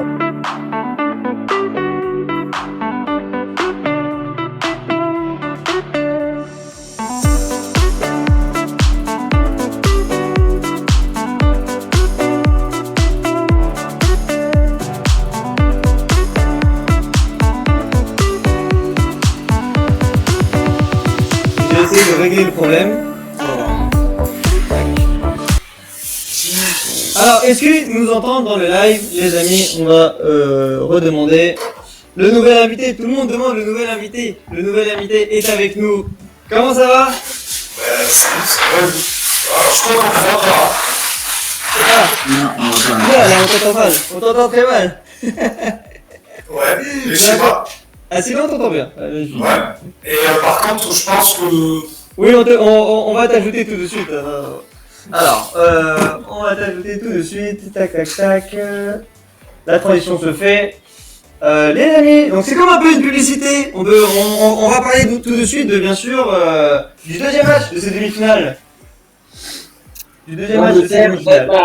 Ah putain, vous avez déjà fait l'Espagne, je pense. Et Ouais. ouais. Ouais. Ah voilà, j'avais tellement de choses à dire sur l'Espagne. Ah, c'est bon, on va te demander ton avis, bien sûr. C'est pas plaisir. C'est pas plaisir. Alors, on va demander s'il y a encore l'écho, bien sûr. On va demander s'il y a encore l'écho. Et là, c'est bon, vous m'entendez bien, logiquement. Ah oui, c'est Ouais. trop bien. Ah, Il y a un Avec petit- les il y a un casques, petit accent, là, hein. on peut bien t'entendre. Le casque Cosmonaut, enfin, c'est le best, quoi. Ah, Alors, donc, c'est Nando. On met juste Nando dans le titre. Hein. oui, non, c'est très bien. Nando, magnifique. Ah, mais c'est Ah, pour on ça sait. qu'il y a quelque chose à dire sur l'Espagne, d'accord. Non, le portugais, s'il te plaît. Alors, Merde, s'il te plaît, voilà. Le vrai Nando, le portugais, moi je suis pas du tout portugais ni espagnol, je pense que c'est dans la merde. Alors, on voit que Manu sait se faire des copains. Alors, Nando, est-ce que tu peux nous décrire un peu justement ton projet sur Instagram? Que fais-tu? Est-ce que tu parles de l'actualité football générale? Si tu es plus sur un club en particulier? Ou peut-être sur... Alors, en fait, je suis supporter d'un grand club historique qui, pour l'instant, on a d'historique que le nom, c'est-à-dire les Girondins de Bordeaux. Et voilà. Non, mais tu vois, je préviens déjà. Je m'auto-bâche, c'est pas grave. J'ai pas mal de recul sur ça. Donc en fait, j'aime bien dire que je sévis sur plusieurs réseaux. Donc j'ai un compte Twitter, je dois avoir pas loin de 40 000 abonnés. Après, je suis sur Insta. Ça fait juste un an que je suis sur Insta. Là, je sais pas, je dois être aux alentours de 7 000. Et après, bon, je me Facebook. Donc, ce que je fais en général, je ne parle pas que des Girondins parce que j'aime bien aller sur tous les matchs de foot, tout ça. Et puis voilà, j'aime bien troller, j'aime bien chambrer. Et puis comme je suis le premier à chambrer mon club, en général, on dit trop rien. Quand je chambre les autres, ça va. Voilà. Et après j'ai mangé. Ouais, pardon. Et juste pour finir, après, j'arrête de faire l'instant auto-promo, c'est pour ceux qui ne connaissent pas. Et après, j'ai une chaîne Twitch avec deux autres acolytes qui s'appelle AS Foot. Et là, par contre, on fait 2, 3, voire 4 streams par semaine. J'allais juste après vous d'ailleurs, où on va faire un spécial mercato PSG. On fait des débriefs, des débriefs d'avant-match, des débriefs d'après-match plutôt, des avant-matchs. On fait des émissions une fois par semaine avec un invité, que ce soit footballeur, agent. Voilà, et on a la même passion que vous, voilà, c'est le football.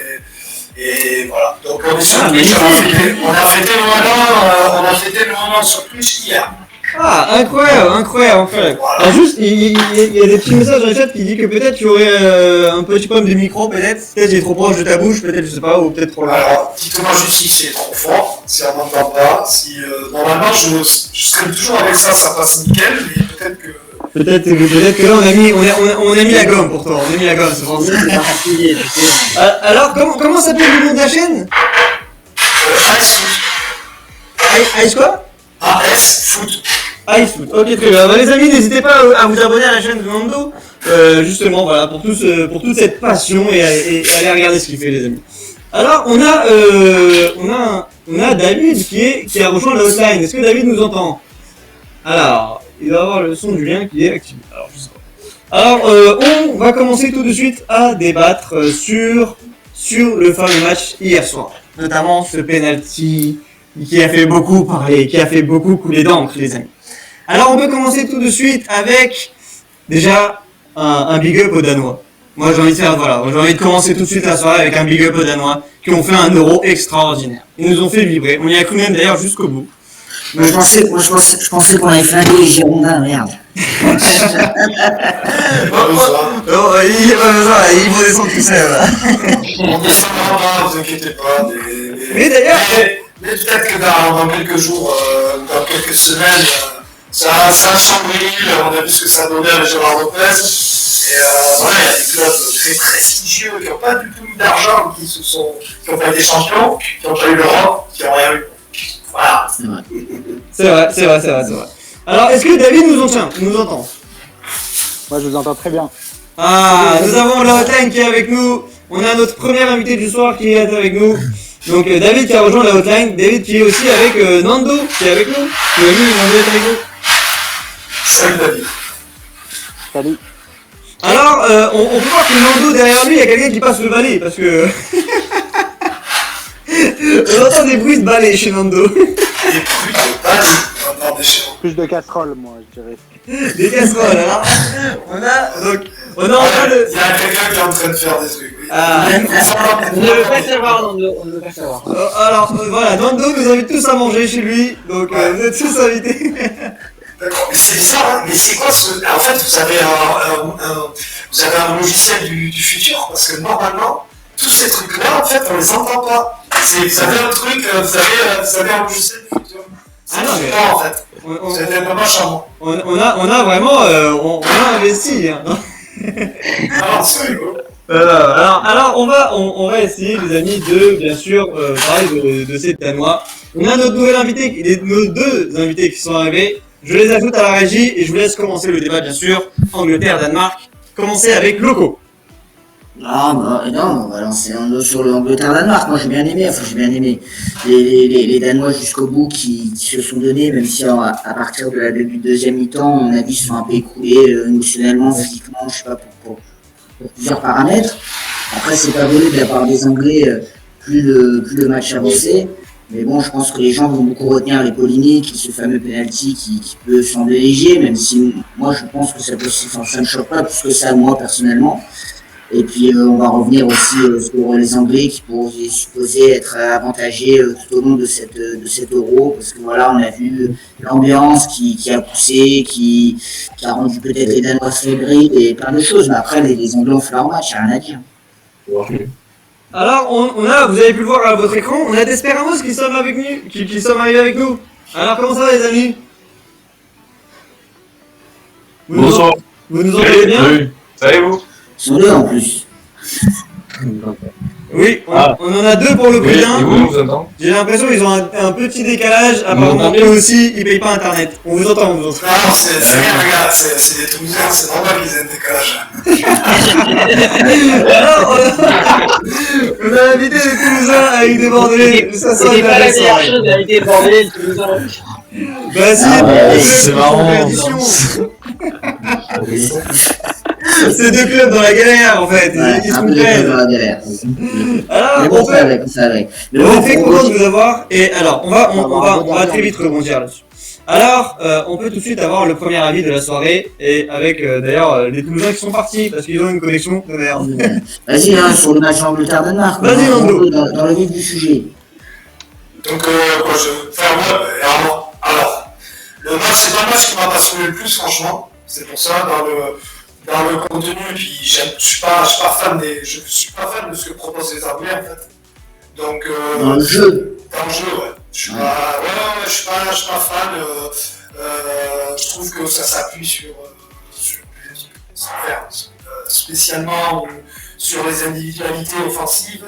Je trouve que dans le jeu collectif, je préfère largement ce que proposent les Danois avec le matos qu'ils ont, en fait. Et c'est vrai que c'est énervant un peu cette décision, le fait, on en a parlé pas mal sur les réseaux sociaux, que les Anglais, ils ont eu un certain avantage sur cet Euro d'avoir reçu 98% du temps, de ne pas s'être tapé des matchs sous 37 degrés, en déplacement, bref.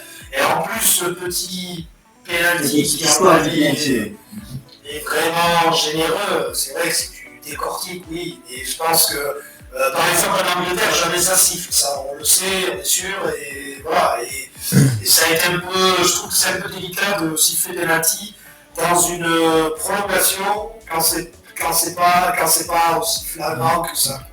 C'est-à-dire que l'arbitre s'arrête pour dire il y a penalty, et c'est sûr que s'il check derrière, il y a le contact. Et je voyais ce que je veux dire. Après c'est un match de demi-finale, donc ça joue pas grand chose. Non, j'ai côté, voilà, les Anglais, ça me plaît pas, j'espère vraiment. Ça te passionne pas, quoi. Non, j'espère que ça me plaît. Et toi, David, dans l'outline, qu'est-ce que t'en penses, notre ami? Toujours là? Ben, ouais, je suis là. Non, moi, franchement, le Danemark, c'était mon chouchou de ce tournoi. Je suis un peu dégoûté qu'ils soient pas partis en finale, mais surtout là, avec tout ce qu'ils ont proposé pendant le tournoi, ils se sont un peu écroulés physiquement, je pense. Une fois le but marqué, ils ont préféré, je pense, retenir les assauts de l'Angleterre. Et ce penalty est aussi un peu généreux, même s'il se siffle aussi, mais il est encore un peu généreux. Donc un peu dégoûté. Mais je pense qu'on est un peu tous dégoûtés dans cet état d'esprit parce que C'est ça, le problème, bon, c'est qu'aux yeux des c'est supporters. pas comme s'ils avaient mangé 4-0. Voilà, on est d'accord. Voilà, ils sont pas sortis. Pour le coup, ils sont sortis à tête haute. Et même d'ailleurs, c'est vrai que dans les journaux aujourd'hui, c'était un peu le Danemark crie à l'arnaque. Voilà, c'était un peu vraiment le pénalty très controversé. Voilà. Après, il y a ce match. Toi, Nando, c'est au point que pour toi, l'Angleterre ne mérite pas d'aller en finale ou bon, quand même, ça va, c'est pas plus que ça? De toute façon, quand tu arrives en demi-finale, c'est que tu mérites normalement. Je veux dire, tu peux pas escroquer jusqu'à une finale et Non, mais Parce que même leur parcours est simplifié. Ils ont eu un schéma facile. Par rapport à l'organisation, par rapport à plein de petites choses. Moi, je trouve que c'est. Je sais pas, j'ai pas aimé ce qu'a proposé l'Angleterre. Je dis pas que. Après, c'est comme j'ai pas aimé à certains moments ce qu'a proposé Deschamps à l'équipe de France et on a été champions du monde. Donc, Bien sûr. je veux dire, l'un ne fait pas l'autre forcément. Mais je veux dire, je trouve que. Alors, certes, un mec comme Kane, jusqu'à il y a 2 matchs, il était pas un pied devant l'autre, il a gardé tout le temps sur le terrain et là, il a commencé à. Monter en puissance. Heureusement qu'ils ont Sterling sur les 2 derniers matchs. Je veux dire, t'as pas Sterling. C'est le meilleur joueur de l'Euro. Et quand tu vois qu'il se passe de Grealish, il se passe quasiment tout le temps, il se passe de Grealish, de Foden, qui a fait bon, je trouve ça totalement hallucinant, mais bon, j'ai bien aimé, c'est ce que je voulais dire, le parallèle, une nation que je ne porte pas dans mon cœur forcément, l'Italie, j'ai adoré ce qu'ils ont proposé depuis le début de l'Euro. Mancini a porté ses cojones. Il est arrivé, il a proposé un jeu qu'on n'a jamais vu, ça joue pas. Et finalement, ils ont gagné la demi-finale à l'italienne. Ce qui a fait de tout le tournoi. Et avec une équipe jeune, il a complètement tout changé. Locatelli qui crevait l'écran dans la phase de groupe, il le sort, il met Marco Verratti. Ça a complètement changé un peu la disposition, le jeu. Mais voilà, j'ai aimé ce qu'il a proposé, c'est ça que je voulais dire. Je ne suis pas fan de ce que tu veux dire. En fait, un peu, je pense que globalement, c'est ce qu'on disait aussi en première partie, c'est un peu comme nous. Il avait envie de parler d'Italie-Espagne. Non, mais il a raison. Non, mais t'as raison, je suis content, parce qu'on sent la passion, on sent le feu chez Nando. Là où c'est intéressant, c'est que, comme beaucoup, je pense que la comparaison entre les deux finalistes, l'Italie est vraiment l'équipe qui a proposé le meilleur jeu en tant que favori de la compétition. Et l'Angleterre, on reste sur notre fin. Je pense que Nando, c'est là où il voit une vraie différence, quoi. On reste sur notre fin. Les amis, juste avant, on va essayer de voir si nos amis d'Esperamos nous entendent. Vous nous entendez bien? Est-ce que vous m'entendez là? On t'entend très très bien, magnifique. Alors, on veut bien votre avis sur cette demi-finale hier. On en est où là? Danemark. On en est où? Alors, on n'est pas rugby, hein. On aurait dû leur dire de ramener des bières.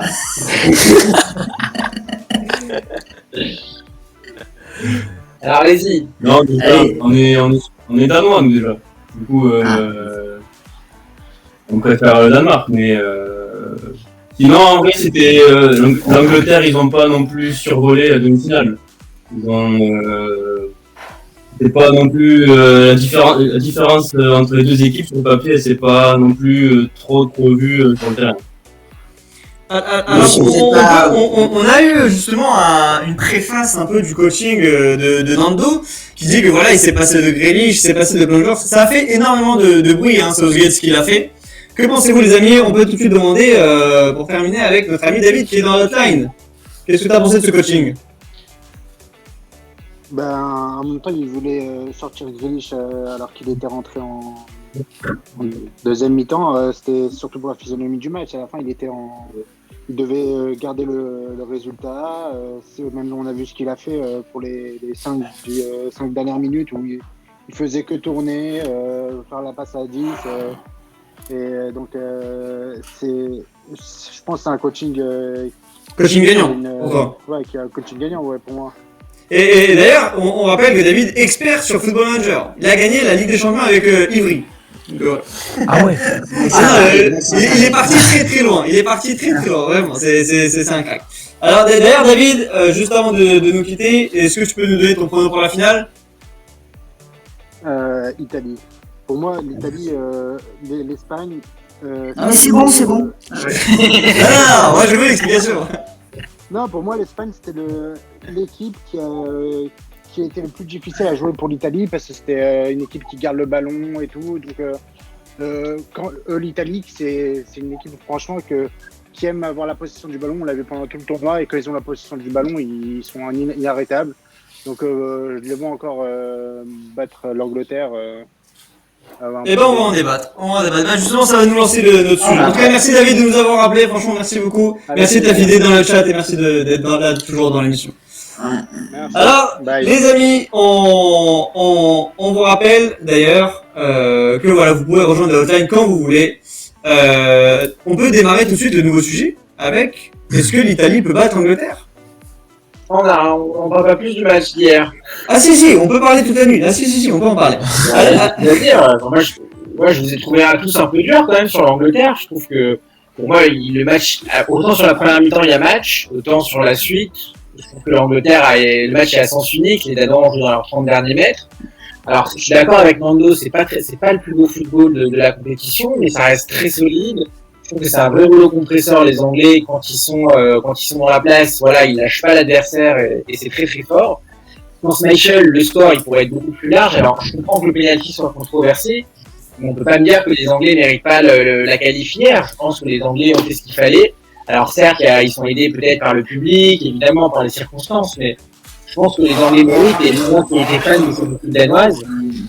Comment? Arbitre, il est Nando. Ouais, et puis, le problème, c'est que les faits de jeu du match d'hier, amenés avec leur manière de jouer, je pense, dans toute la compétition, c'est l'image, en fait, de la qualification anglaise, elle est pas ternie, mais elle est pas officielle aux yeux des gens. Même si sur le match, oui, effectivement, celui qui dit que les Danois méritaient de passer, bon, il n'est pas très honnête non plus. Pour le match contre les Anglais. Alors justement, moi j'ai envie de vous parler un peu plus de l'Angleterre. On peut cibler un peu les points forts et les points faibles. Quels sont pour vous les points forts de cette équipe anglaise et les points faibles qu'ils pourraient avoir notamment contre l'Italie? On peut commencer avec Nando. La défense. Nando qui supporte pas les Anglais, on peut le dire. Je supporte pas. En fait, moi, c'est pas le football qui m'attire. Même la première ligue, c'est pas par exemple, alors qu'il y a plein de joueurs étrangers, c'est pas la ligue qui m'attire. Parce que je trouve que c'est trop, il y a trop de disparités en fait. Dans les équipes même, je parle même pas de niveau entre le premier et le 20e, je parle vraiment. Ça joue sur deux. Par exemple, l'équipe Angleterre, concrètement, toute la phase finale, quasiment, c'est Sterling. Quasiment. J'exagère le trait volontairement, mais c'est Sterling. C'est-à-dire, c'est lui qui crée toutes les fautes qui amènent les coups francs pour les trucs. C'est lui qui crée, Et moi, ce qui m'emmerde, en fait, c'est qu'ils ont du matos, les Anglais. Ils n'ont pas eu des générations tout le temps où ils ont eu autant de matos. Et Southgate ne le fait pas, ce que... Tu trouves qu'il y a trop de dépendance? Ah ouais, complètement. Je veux dire, complètement. C'est-à-dire que là, logiquement, je trouve qu'il n'est pas... Alors, ça va peut-être marcher pour l'Euro, mais en 2022, s'il reste comme ça, qu'est-ce qu'il veut qu'il fasse? C'est-à-dire que Mancini, tu vois, sur un malentendu, il a tenté un truc, il s'est dit, je vais peut-être aller au bout, et il va peut-être aller au bout, mais il a complètement révolutionné le football italien. Dans les choix, de faire jouer autant de jeunes, il n'y a que la vieilleur de... Est-ce que ça vous rappellerait pas justement la France qui gagne la Coupe du Monde, très solide derrière, et qui joue un peu sur ses individualités avec des fois un Mbappé qui te sauve le match ou des... Ouais, après ils n'ont pas joué, ils ont pas joué à part l'Allemagne. Ils n'ont pas joué de cadre. Ils n'ont pas joué de cadre. Ils n'ont pas joué de cadre, les mecs. Ils ont pas. C'est ça aussi, il faut subir. Je veux dire, quand on me parle, je n'ai rien contre lui, mais quand on me parle de Maguire, comme si c'était. Non, c'est ce que tu veux dire. Je veux dire, en ce moment, il faut dire juste Maguire, Maguire, mettez-lui, non mais voilà, mettez-lui tout le match, Mbappé, un truc comme ça, qui tout le temps, on va voir si ça va être le même. Voilà. C'est vrai ce que tu dis, mais dans les choix de Southgate, il y en a beaucoup qui disent qu'au contraire, ce qu'il a su apporter, c'est de faire des choix justement, de titulariser certains joueurs qu'on n'attendait peut-être pas, et de mettre, on va dire, sur le banc des joueurs qu'on aurait prévu titulaires. Et il est resté avec sa ligne de conduite tout au long de la compétition, sans avoir de jeu flamboyant, pour garder cet aspect bloc équipe. Enfin, moi, je l'ai vu comme ça. Je veux dire, c'est vrai que pour nous, des spectateurs, les Foden, les Sancho, même Rashford, je crois qu'il y a eu un peu de changement. Franchement, c'est vrai que Nando, pour le coup, ils ont eu une époque incroyable. Ils ont eu une génération de Je suis d'accord qu'il a créé une certaine époque. Mais est-ce que ce serait pas le minimum, au final, d'aller en finale avec une équipe comme ça? Ah, dis-moi avec le tableau chez toi. Avec le tableau et en jouant chez toi. C'est ça. Est-ce que là, pour le coup, on peut dire pour l'instant, Southgate a fait un bon Euro? Ou alors peut-être, s'il se fait éliminer en finale, est-ce qu'on va dire... Il a quand même fait par contre des choix forts. C'est ça que je veux dire. C'est peut-être pas des beaux choix, mais il a fait des choix forts. On peut pas lui dire ça. Quand tu mets un Saka titulaire en demi, jusqu'au bout, le Saka, je trouve que c'est un bon petit joueur, mais c'est pas... vrai, tu peux avoir quelqu'un qui te crée plus de choses devant. Mais d'ailleurs, il a pas fait un immense match. Hein. Voilà. C'est vrai qu'il s'est rendu dépendant d'un 11 très solide défensivement notamment et collectivement très costaud. Après, moi j'ai l'impression que dans le football moderne, pour gagner des grandes compétitions, j'espère me tromper, mais j'ai l'impression qu'il faut plus jouer comme les Anglais que les Italiens malheureusement. Pourquoi tu dis ça? Un peu comme l'équipe de France. Moi je pense que dans le football de maintenant, pour gagner des grandes compétitions, il faut faire ce qu'a fait Southgate, même si je suis comme Nando, sur le papier j'aime pas trop. Il faut avoir un bloc équipe béton armé. Et j'espère que l'Italie va nous prouver le contraire. Et c'est vrai que les Anglais, ce qu'on retient, c'est que tu avais un bloc équipe béton armé. On rappelle, aucun but pris pendant le jeu. Dans le jeu. Une stat quand même qui est parlante. Papito, je vous ai coupé la parole, allez-y. Non, je voulais aussi savoir ce qu'en pensaient nos amis d'Esperamos. Moi déjà j'attends de voir qui est-ce qui aura le ballon pour la finale, parce que hier on a vu l'Angleterre à la fin du match qui faisait tourner très facilement pendant 5-10 minutes tout le temps le ballon, et l'Italie qui a aussi tous les joueurs qu'il faut pour garder ce ballon, donc on a peur de voir qui aura la position. C'est vrai, bon, pour le coup je sais pas si l'Italie va prendre le ballon tout de suite, mais je pense que ça va être le scénario à privilégier. Les Anglais aiment pas trop avoir le ballon, donc moi je pense que pour le coup les Italiens vont vraiment essayer de revenir à... D'ailleurs, vous pensez qu'il va garder la même équipe? Parce qu'on a vu que Mount était en difficulté hier. Hein. Ouais, après Mount a ses profils, ce côté peut-être un peu plus travailleur qu'un Foden par exemple. Je pense que pour Southgate c'est très important d'avoir des joueurs qui travaillent, qui reviennent défendre, qui travaillent pour l'équipe. Et Foden peut-être n'a pas, même Grealish l'a un peu plus quand même, mais Foden je trouve manque encore de ça. Donc moi je pense que même sera titulaire, oui. Et d'ailleurs, on peut parler un petit peu des choix de Southgate, mais par contre, il y a peut-être un peu le problème qu'il y a eu pour les Bleus, il y a eu énormément de sorties médiatiques. Le mec, il met des Foden, il met des Rashford sur le banc, il n'y a pas un bruit. J'ai l'impression qu'il y a une cohésion de groupe, quand même, qui est plutôt impressionnante. On peut pas leur enlever ça. Nando, qu'est-ce que t'en penses? Ouais, après, arbitre de France, je trouve que ça a été assez propre aussi. Il n'y a pas eu trop de. Tu vois au début du tournoi, il y a eu l'histoire entre Mbappé et Giroud, l'histoire de passe, des trucs comme ça. C'est des petits broutilles, quoi. C'est des broutilles qui sont dérangeants. C'est des joueurs qui ont un autre passé que les joueurs dont on parle. C'est-à-dire que les mecs, ils sont champions du monde déjà. Ah bah oui, exactement. Donc déjà, ils ont un ego qui n'est pas le même. Southgate, il a aucun mec qui a un titre international, puisque l'Angleterre depuis 66 ils n'en ont pas. Donc déjà et ils n'ont jamais été aussi loin qu'avec un gars comme lui. Donc si tu veux, je pense qu'il force le respect. Et ça, c'était pas gagné parce que c'est pas non plus, on n'est pas sur l'entraîneur le plus charismatique de ces dernières années. Mais je dis pas que c'est un mauvais coach. Je dis juste que ce qu'il propose, voilà, c'est un peu. Par contre, oui, il a bien géré son groupe. Je pense que voilà, c'est un peu fumeux. Moi, je suis pas d'accord sur le bon choix tactique de ressortir Grealish en deuxième mi-temps. Je trouve que c'est un choix de trouillard en fait. Moi aussi, alors là pour le coup, je c'est- suis d'accord là-dessus. Tu joues le Danemark, tu joues chez toi, là, il faut du panache. Il faut un peu de panache. Oui, il faut un peu- et surtout que Grealish était vraiment rentré en mode combatif. Le mec est rentré, il avait faim. Et Grealish, tu changes de système à la rigueur, et tu dis à Grealish, je te mets des relayeurs, tu passes un truc, il va le faire. C'est-à-dire que tu changes, je trouvais ça un peu, là je me suis dit... Un peu petit peut-être. Ah ouais, mais je me suis dit, mais imagine s'ils arrivent à 2-1 imagine, ça arrive 2-1 à la 50e minute. Imagine, ils mettent but sur but. Il ressort en attaquant, il fait truc, et après, il te reste 25 minutes derrière. C'est là où je me dis. C'est vrai que pour une équipe comme l'Angleterre qui aurait dû dominer le match pleinement, ben ça faisait petit, c'est vrai. Mais messieurs, mais attendez, par exemple pour la France contre la Suisse, on a un peu aussi reproché à Deschamps justement de ne pas avoir fermé le jeu quand la France menait 3-1, tu vois, parce qu'il a quand même gardé globalement la même attaque. Bon, il a fait sortir Griezmann, c'est vrai pour Sissoko, mais il aurait très bien pu faire comme a fait Southgate et faire entrer un 5e défenseur. Il peut en rentrer 10, franchement, c'est un problème d'état d'esprit, là. C'est pas un problème de tactique. Tu te fais pas remonter 3-1 quand tu es c'est comme le PSG contre le Barça, la remontada, là, c'est dans la tête. T'as beau avoir Arrigo Sacchi, n'importe qui. Je pense pas que ça soit. Tu penses vraiment que c'est le changement d'un mec qui fait que.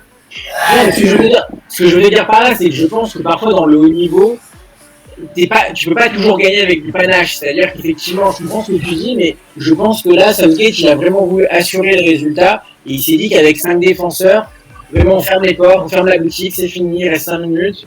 Et même si, comme je dis, c'est peut-être pas très beau à voir, c'est un peu petit, et ben finalement, à la fin, il y a la gagne. Et c'est ce qu'on retient finalement. Moi, je suis d'accord avec cette analyse quand tu joues contre la France, quand tu joues contre, je sais pas, le Portugal, l'Italie, à la rigueur. Tu joues contre le Danemark, qui joue avec un seul mec en pointe, qui joue avec des mecs qui sont explosés. C'est là où je trouve, c'est pas forcément de fermer le jeu, c'est pas forcément, je trouve, le choix le plus intelligent. On va sortir le vieil adage qui dit que des fois la meilleure défense c'est l'attaque. Alors qu'il attaque, c'est de garder toujours des. Et on parle de Grealish, on n'est pas en train de parler de qui continue à jouer à 3 attaquants de peuple. On parle d'un mec qui peut jouer un peu plus bas, qui est un gars qui peut frapper de loin, un gars qui tape sur coup de pied arrêté, qui est un gars qui peut taper les pénaltys s'il y a égalisation. Bon, et attention, il a raison puisqu'il a gagné. Ça, c'est si on schématise, il a raison. Mais voilà, moi je suis pas enthousiasmé, mais ça veut pas dire qu'ils vont pas gagner dimanche. Mais je suis pas enthousiasmé. Mais tu seras pour l'Italie. Ah, c'est sûr. Et c'est sûr, et sur le papier, Comme la majorité des gens, en vrai, il a pas tort. Alors, on va en reparler justement de l'affaire dimanche. Mais juste avant de passer à dimanche, on peut parler un peu big up à ces Danois qui nous ont fait rêver. Suite, voilà, il y a eu une vraie cohésion de groupe. Il y a eu quelque chose avec ces Danois. On a Desperados d'ailleurs. Ils vous ont fait vibrer. Ah, bah oui. Même contre la Belgique, quand ils ont perdu 2-1, ils ont fait quand même un super match. Tous ceux qui se sont mis en rouge et blanc, là, Desperados. Là, c'est ça, c'est pour ça, c'est pour ça. On les aime, nos Danois. Alors, dans ces Danois, on a vu des révélations, on a eu des gens qu'on connaissait déjà, des Kasper Dolberg, des Braithwaite, qu'on a un peu redécouvert, mine de rien, parce que c'est vrai que ils jouent pas forcément tous les matchs au Barça, c'est clair. Et pour le coup, on a même les Darmstadt hier, le coup franc qu'il met, pour le coup, il est vraiment incroyable. Enfin, il y a eu le Meile, il y a eu le derrière. C'est vrai qu'il y a énormément de belles confirmations, de belles surprises dans cette équipe danoise. Et ils ont fait avec leurs moyens, ils se sont donnés jusqu'au bout, quoi. Ouais, alors après, moi je suis d'accord avec ce que tu dis, je suis d'accord avec Desperados, mais j'ai juste un bémol sur les Danois. Il faut quand même, on en a parlé aussi un peu avec Loco, c'est que quand tu regardes leur parcours, finalement, déjà ils sortent des poules avec une seule victoire finalement contre la Russie. Bon, c'est bien, mais c'est. Ouais, mais c'est tout. Et surtout, même eux, c'est vrai qu'en phase éliminatoire, on en a parlé, ils gagnent les Tchèques. C'est pas non plus le parcours de. Voilà, du. Mais est-ce que du coup ce serait pas le problème de l'Euro d'avoir trop de petites équipes? De vouloir à chaque fois avoir les 4 meilleurs 3 premiers, ou les 6 meilleurs 3 premiers, je me rappelle plus c'est quoi. Peut-être justement que cette règle, elle fait justement pour avoir plus de matchs, donc plus de droits télé, plus d'argent, toujours plus. Est-ce que justement ce serait pas plus sympathique pour nous viewers de regarder uniquement les 2 premiers, donc ce qui limiterait ce qui donnerait plus envie de se battre pendant les poules, parce que justement, on se dit que on a beaucoup plus de chances de sortir, alors que quand on était dans les poules, bah voilà, avec un match comme le Danemark, on peut s'en sortir. Qu'est-ce que vous en pensez de ça? Moi, je pense que pour les favoris surtout, ouais, c'est pas du tout une bonne chose. J'ai souvent dit à Loco, à Papito, Tu penses que toi, dès le début des poules, ça se donnerait beaucoup plus, on verrait des matchs beaucoup plus impressionnants? Moi, je suis sûr que les favoris, sous prétexte qu'avec une seule victoire, t'es quasiment sûr d'être en huitième, ils rentrent pas du tout dans la compétition de la même manière. Ils se disent, bon, même si ça tourne pas encore à 100%, on va se retrouver en huitième de toute façon. Et des fois, ils se font cueillir à froid, parce que de toute façon, les outsiders, eux, ils sont tout le temps à 100%. On a vu tout ce qui est Danemark, tout ce qui est Suisse, tout ce qui est Tchèque, bah, eux, ils étaient à 100% dès le début de la compète. Et d'ailleurs, c'est vrai que ça leur a rassuré pour la suite de la compétition, parce que c'est vrai qu'on voyait des équipes des fois bien plus fraîches. Bon, après, il y a aussi le Covid, Oui, c'est des joueurs après, il y a tout ce qui est ont joué de match, etc. l'organisation, surtout de cet euro, avec le Covid et tout ça. Mais bon, moi, je sais que peut-être qu'on a eu aussi, voilà, ces surprises-là, entre guillemets. Après, c'est pas des mauvaises équipes, hein. Les Danois sont pas des mauvaises équipes. Dans le jeu, ça a proposé des belles choses. Mais moi, ce qui dit un doigt finalement sur l'Angleterre, c'est ce que je vois que les gens retiennent, je trouve, de l'euro globalement. Hormis l'Italie, tous les favoris, on peut citer qui a fait un bon euro. Aucun.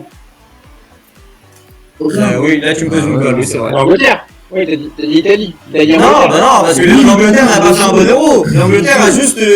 Et ils jouent des petites équipes depuis le début de l'euro. Donc c'est vrai Non, que. Chez eux. Non, c'est pas spécialement. Non, mais ils ont un peu, juste avant de te donner la parole, ils ont un peu quand même une ligne rouge, un tapis rouge vraiment pour aller à cet euro. Non, oui, Ils ont par joué rapport à- quasiment. Attendez, les amis. Ils ont joué quasiment tous leurs matchs à domicile.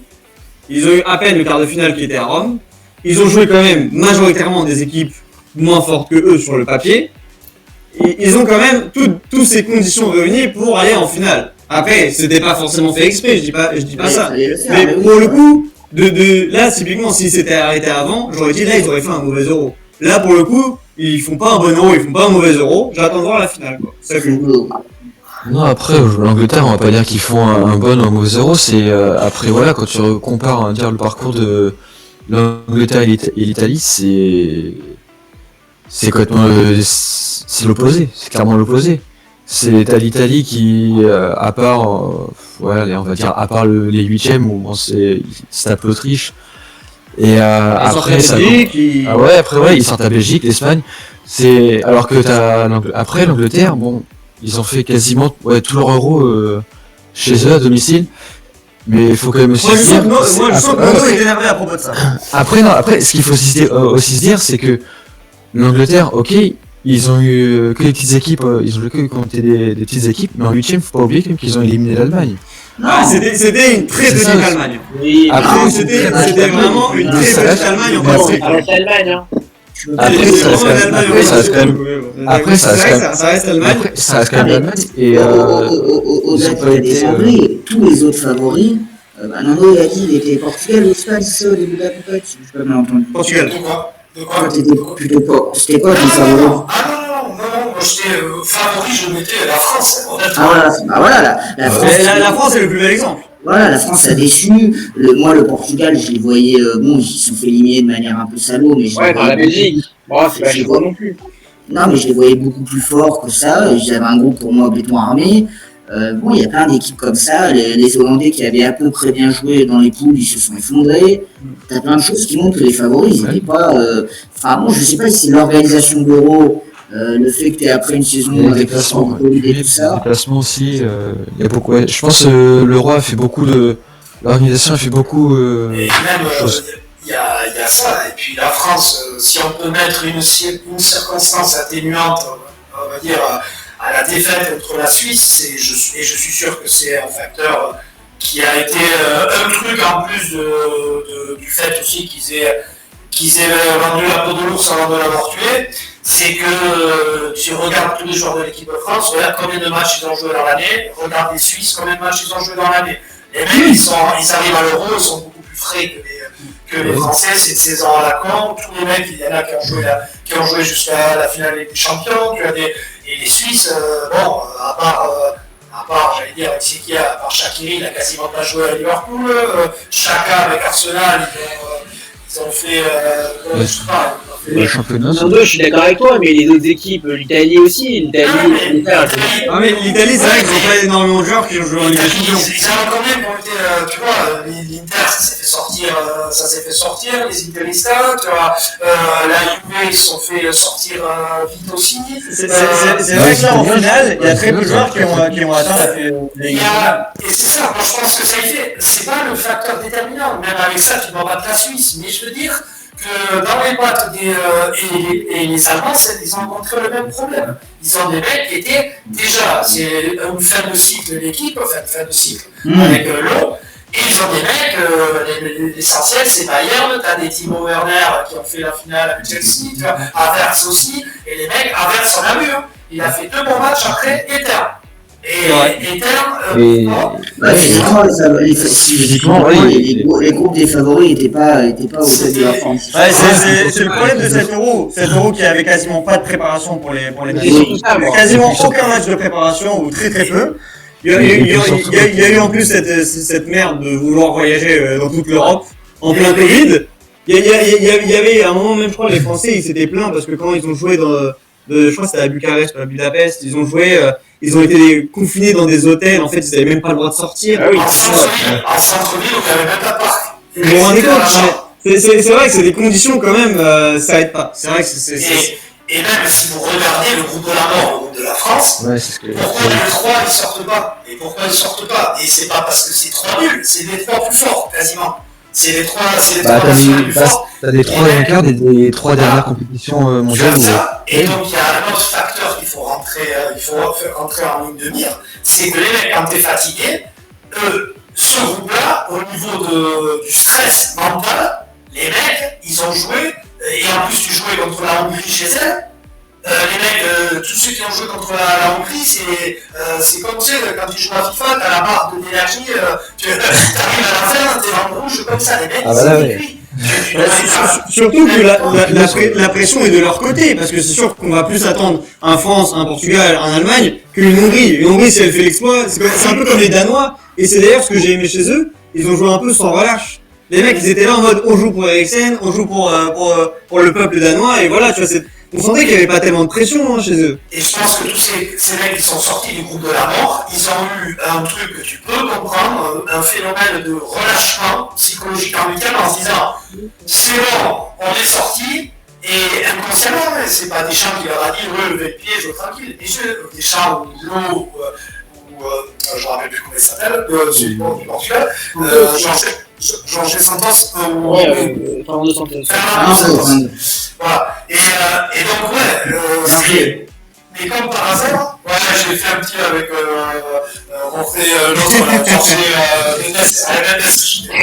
non, mais vous voyez le truc, c'est-à-dire que moi je pense que ça y a fait quand même. Et après, qu'est-ce que tu veux dire, le Danemark, ils ont gagné l'Euro 92 comme ça. C'est-à-dire que moi je voyais l'histoire de. Parce que vous êtes plus jeune, moi je suis un peu plus vieux, j'ai fait 92, je l'ai vu, de mes yeux vus, les mecs ils étaient en tongue à la plage quand on leur a appris qu'ils étaient repêchés à la place de la Yougoslavie qui était en guerre. Et les mecs ils sont arrivés un par un, des mecs sont arrivés avec des coups de soleil, je vous jure, hein. Ils sont arrivés à Stockholm, ils avaient coupé depuis un mois, et les mecs ils tombent avec la France qui était favorite et tout ça, et ils ont fait que les matchs prolongation, et à la fin, ils tapent les Pays-Bas de Van Basten, Gullit, de tout le monde, et ils tapent en finale, je crois que c'est l'Allemagne, et ils sont champions d'Europe. Les mecs étaient en vacances. Je me suis dit, le truc d'Eriksen, ça va faire la même, les mecs étaient en mission. Ça aurait été une belle histoire, hein. Ouais. Et ça va, différemment, justement, vous n'êtes pas trop déçus, vous y croyez? Non mais nous Danois, depuis la France, c'est éliminé. Hein. Avant, vous étiez français. Oui. Non mais bon, c'est vrai que... Là, c'est normal, parce que une petite équipe comme ça qui se démerde bien, qui se débrouille bien, qui arrive en demi-finale, ça aurait été beau, même pour tout le monde en soi. Parce que, ça aurait été une belle histoire. Voilà, c'est ça. Et globalement, sur l'Euro, plus globalement, vous en avez pensé quoi? Du Danemark? Ouais, de toutes les équipes, même les favoris, du niveau. C'était pas un euro, c'était pas comme les euros d'avant encore, peut-être parce que tous les joueurs étaient cramés, qu'ils devaient bouger dans toutes les villes ou quoi. Tous les favoris qui tombent hyper rapidement, en fait, ouais, voilà, c'est pas le même euro c'est pas une même compétition internationale comme d'habitude. Moi je voyais bien les Hollandais en finale. Vous savez pas pourquoi? Les Hollandais ont beaucoup déçu, hein. C'est vrai qu'après leur phase de poule. Ouais, ils font Après, la partie de compétition, puis après. plutôt abordable quand même, mais ils ont fait des super matchs. C'est clair, c'est clair ça. Et on peut parler très rapidement de... Alors juste, je prends le temps. Nando, dans combien de temps tu dois partir? 10 minutes. J'ai une émission à 23h. Donc il faut que je... Ouais, dans 10-12 minutes. On va faire vite, Allez, on va faire vite. Alors justement, l'Italie-Angleterre de dimanche, vous voyez qui? On peut très rapidement d'abord faire les pronostics. On veut qui ou on imagine qui? Les deux. Les deux avec justification, bien sûr. Armando, à toi. Ah, j'ai marre. Je voudrais Italie. Et parce que je déteste les Anglais. Ouais. Non, c'est pas vrai. On a la l'explication. Alors, à tous nos amis viewers anglais, on vous aime. Mais pour ce que propose Mancini, et comme je dis, je suis pas un fan des Italiens, mais par contre, je regarde énormément la Serie A parce que je trouve que depuis 3-4 ans, il y a des équipes comme Sassuolo, Atalanta, Venez Maleux, tout ça. C'est vraiment c'est un bonheur de regarder des équipes jouer au foot. Donc, j'aimerais bien, mais je suis pas certain que ça va être ça. Putain, ça va être dur de taper les Anglais à Wembley, ça va être compliqué. Comme toute équipe à domicile, il va y avoir une grosse pression du public, donc sur l'arbitre. Je pense que ça peut aider les Italiens, le fait qu'il y ait eu le penalty généreux, le prochain il va être violé comme ça. Mais je sais pas. Allez, je pense que c'est quand même l'Italie qui va le faire. Et écoutez, vous l'aurez entendu ici en premier, ça va se finir 2-2.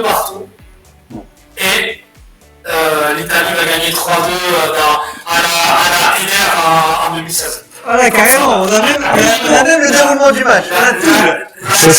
La clip, les Anglais là, she's coming on, là, ils vont pas par le violon. Mais là c'est fini, hein, la reine d'Angleterre elle fait un infarctus dans le stade direct. Hein. On lui souhaite longue vie, bien sûr. Alors, nos amis danois. Oui. Alors moi je pense que j'espère que c'est l'Italie, mais en vrai, objectivement, je pense que l'Italie, au vu de leur euro, déjà ils méritent, et je pense qu'ils ont plus des capacités de gérer le match que les Anglais. Je pense. Après, côté moi, j'espère que c'est l'Angleterre, parce que depuis l'Italie, je l'ai encore ici. Mais ouais, au vu du parcours quand même de l'Italie, je trouve que c'est l'Italie qui mérite le plus. Tu vois combien en score? Tu voyais combien en score? 2-1 pour l'Italie, un score serré quand même. 2-1 pour l'Italie. 2-1 pour l'Italie, d'accord. Donc, de nos côtés des chroniqueurs, on peut commencer avec Loco. Ouais, j'étais parti aussi sur un match serré, un peu comme tout le monde, mais moi aussi je vois bien une prolongation pour changer dans cet euro, donc on va dire à partout, et puis allez, en espérant que ça tombe sur l'Italie aussi. On prolonge. Capito? Moi comme Nando, comme un peu tout le monde, je pense, j'aimerais que ce soit l'Italie, hein, parce qu'ils l'ont bluffé, mais je pense que l'Angleterre est quand même plus solide et je pense que l'Angleterre va l'emporter 2-0. Victoire par 3-0, je pense que l'Italie va exploser. Je pense que physiquement, ils sont dans le mal. Martin? Alors moi, un partout aux 90 minutes. Et je verrais bien, 2-1 pour l'Italie ou 2-2 et puis victoire d'Italie au penalty. Ok, donc il y a que Manu qui voit les Anglais gagner. Moi, je vois les Italiens exploser physiquement. Je les ai sentis très mal contre l'Espagne en fin de match. Je vois les Anglais en plus solides. Mais bon, je suis pas à me tromper parce que pour le foot. C'est vrai que les Italiens ont énormément couru contre les Espagnols. Et c'est vrai que ça peut jouer peut-être. Après, ils avaient un jour de récupération en plus. Pour moi, ça va dépendre d'un mec. C'est-à-dire, pour le salut italien, si jamais ils gardent la même compo, il y a un mec que moi je peux pas encadrer, c'est Immobilier.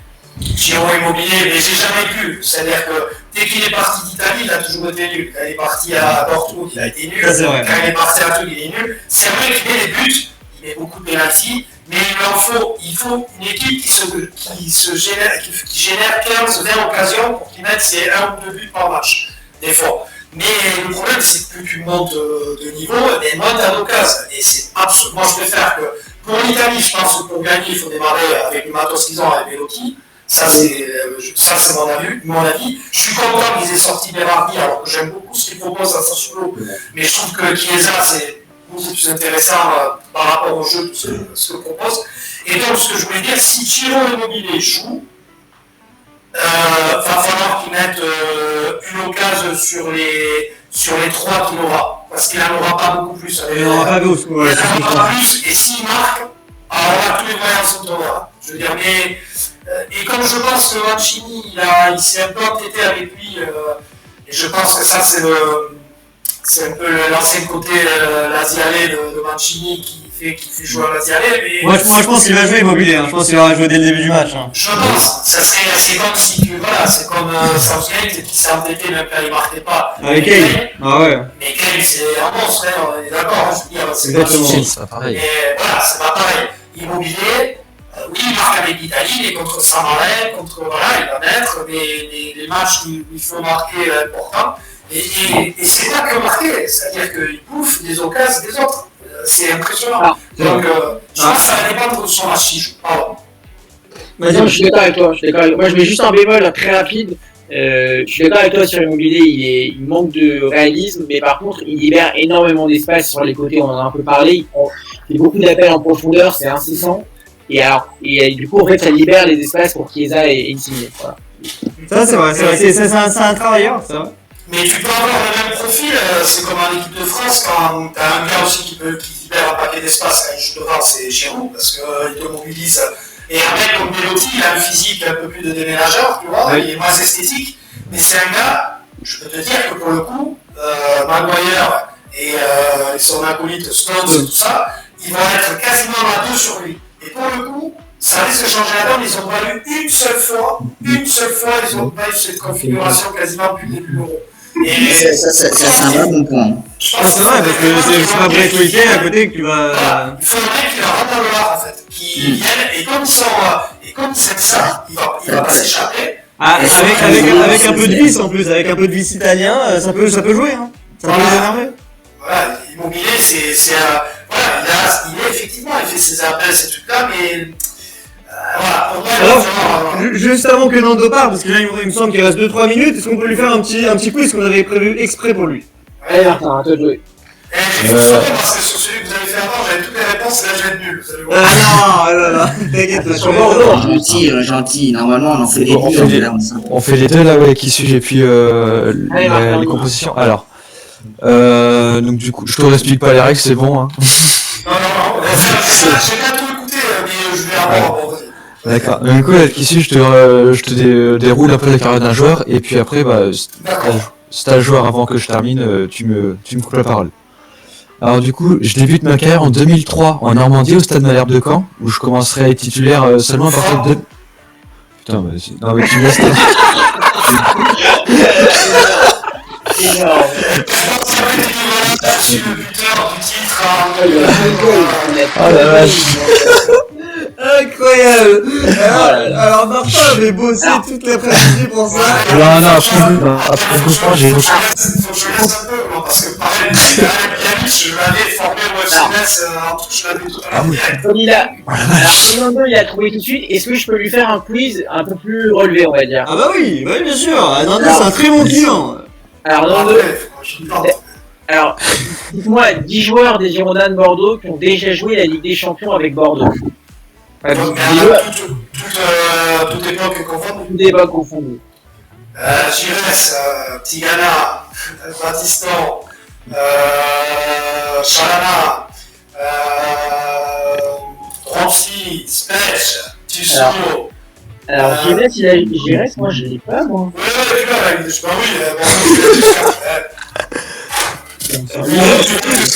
oui. Il était pas né, lui. Il était pas né.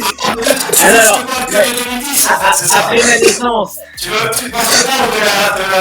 la CR, mais c'était la vieille époque, des années 80. En plus, je peux te parler de 2010 si tu veux. Ah ouais, plutôt 2010. Alors. 2010, Carasso, Planus, Bouffran, non, merde, oui. Bouffran, ouais, Bouffran, c'est bon. Bouffran, Bourcuf, Siani, Tremolinas, Yaro Plasil, Kabenagui, Fernando Menegazzo, Wendel. Ouais, là, il est dans le 10 là. Là, tu les as dit, tu les as dit. Quoi, j'ai pas tapé. Je sais que je suis pas. Ouais, c'est bon. Il t'en manquait un, mais. Tu sais qu'il doit y avoir encore. Moi, je sais plus, là. J'étais lancé. Alors, attends. Poste avec lui, Jurietti, il doit y avoir. Ah, ouais, c'est bon, tu l'as dit. Ah, il en veut, il en veut. En même temps, il a tous les souvenirs hein, pour Bordeaux, c'est ça. C'est pas comme si Bordeaux jouait tous les ans avec des champs. Il faut les chercher. Alors, non, franchement, bravo. D'ailleurs, t'es abonné au stade? Non, j'habite un peu plus loin. Je suis plus basque, je suis vraiment, j'habite à Biarritz Bayonne, tu vois, donc ça va. Mais j'y vais souvent, j'ai été longtemps abonné, mais quand j'étais étudiant, j'ai monté tout l'hôpital. T'es inquiet juste ou très inquiet, Nando, pour la suite? Absolument pas. Tu sais, j'ai connu la D2 en 90 pour Carl Lopez, parce que Bernard Tapie, c'était son concurrent, a envoyé Bordeaux en Ligue 2, comme ça, parce que, bref, et on est remonté l'année d'après. Alors, puis c'est un club comme Bordeaux, je sais qu'il y a pas mal de partenaires et ça. C'est historique. C'est pas pour jeter la pierre, mais c'est pas Sochaux, c'est pas. Et encore, Sochaux, c'est aussi un historique, mais je veux dire, c'est pas des clubs qui ont failli Bordeaux, voilà, il y a de l'argent autour, il y a le vin, il y a toujours des investisseurs américains, des Chinois qui vont venir. Là, c'est. T'es pas inquiet? Non, je suis pas inquiet, je te dis pas que c'est qu'il me faut pas l'être, mais même à un moment où je me demandais s'il fallait pas, tu sais, être relégué, partir en National 3 et tout refondre depuis le début. Un peu comme Strasbourg, quoi. Ouais, Bastia, c'était bien de faire aussi. Bastia, exactement, c'est vrai, Bastia. Et tu refais tout, et tu réinclus ton club dans la région, comme ça a été, comme c'était. Et là, et voilà, et c'est, voilà, bon, je suis pas inquiet, mais je suis pas un mec qui vise direct comme certains quand il y a des Américains. Ah ouais, on va être champion, bon, j'ai un peu. C'est-à-dire que voilà, moi je suis prêt à. Tant que je vois du foot, en fait, quand je vois du foot, je suis prêt à accepter même vendre nous, mais en jouant au foot, 2, 3, 4 ans, et après on repart de l'avant. Tu vois, je sais pas. Je veux voir du foot. C'est pas mal, bah c'est ce qu'on aime, En tout cas, les amis, un grand merci Nando d'être passé nous voir. Je pense que j'aurai le record à jamais avec Gouffran quand même, du quiz. Je pense qu'on pourra pas faire plus rapide. Je pense vraiment qu'on pourra pas faire plus rapide, ça va dans les annales. En tout cas, merci beaucoup, bon live. Les amis, ceux qui sont dans le chat, n'hésitez pas à vous abonner à sa chaîne. Ace Foot, on rappelle. Passez-nous un coucou, venez tout à l'heure, ce qu'on fait, on est à Ace Foot, surtout, je voulais faire un coucou comme ça. Elle est magnifique, on a fait une spéciale, là c'est vraiment une spéciale Mercato, surtout Marseille PSG, avec un journaliste parisien qui va venir. La question c'est est-ce que les trois vous êtes pour Bordeaux? Non, les trois l'ambiance elle est pourrie, hein. Écoute, c'est 3 générations. Leandro, 22 ans, il est libre. Sofiane, c'est un supporter de l'Inter, il a 32 ans. Et moi, je suis le doyen, tu vois. Je sais, ça se voit pas, mais j'ai 43 ans.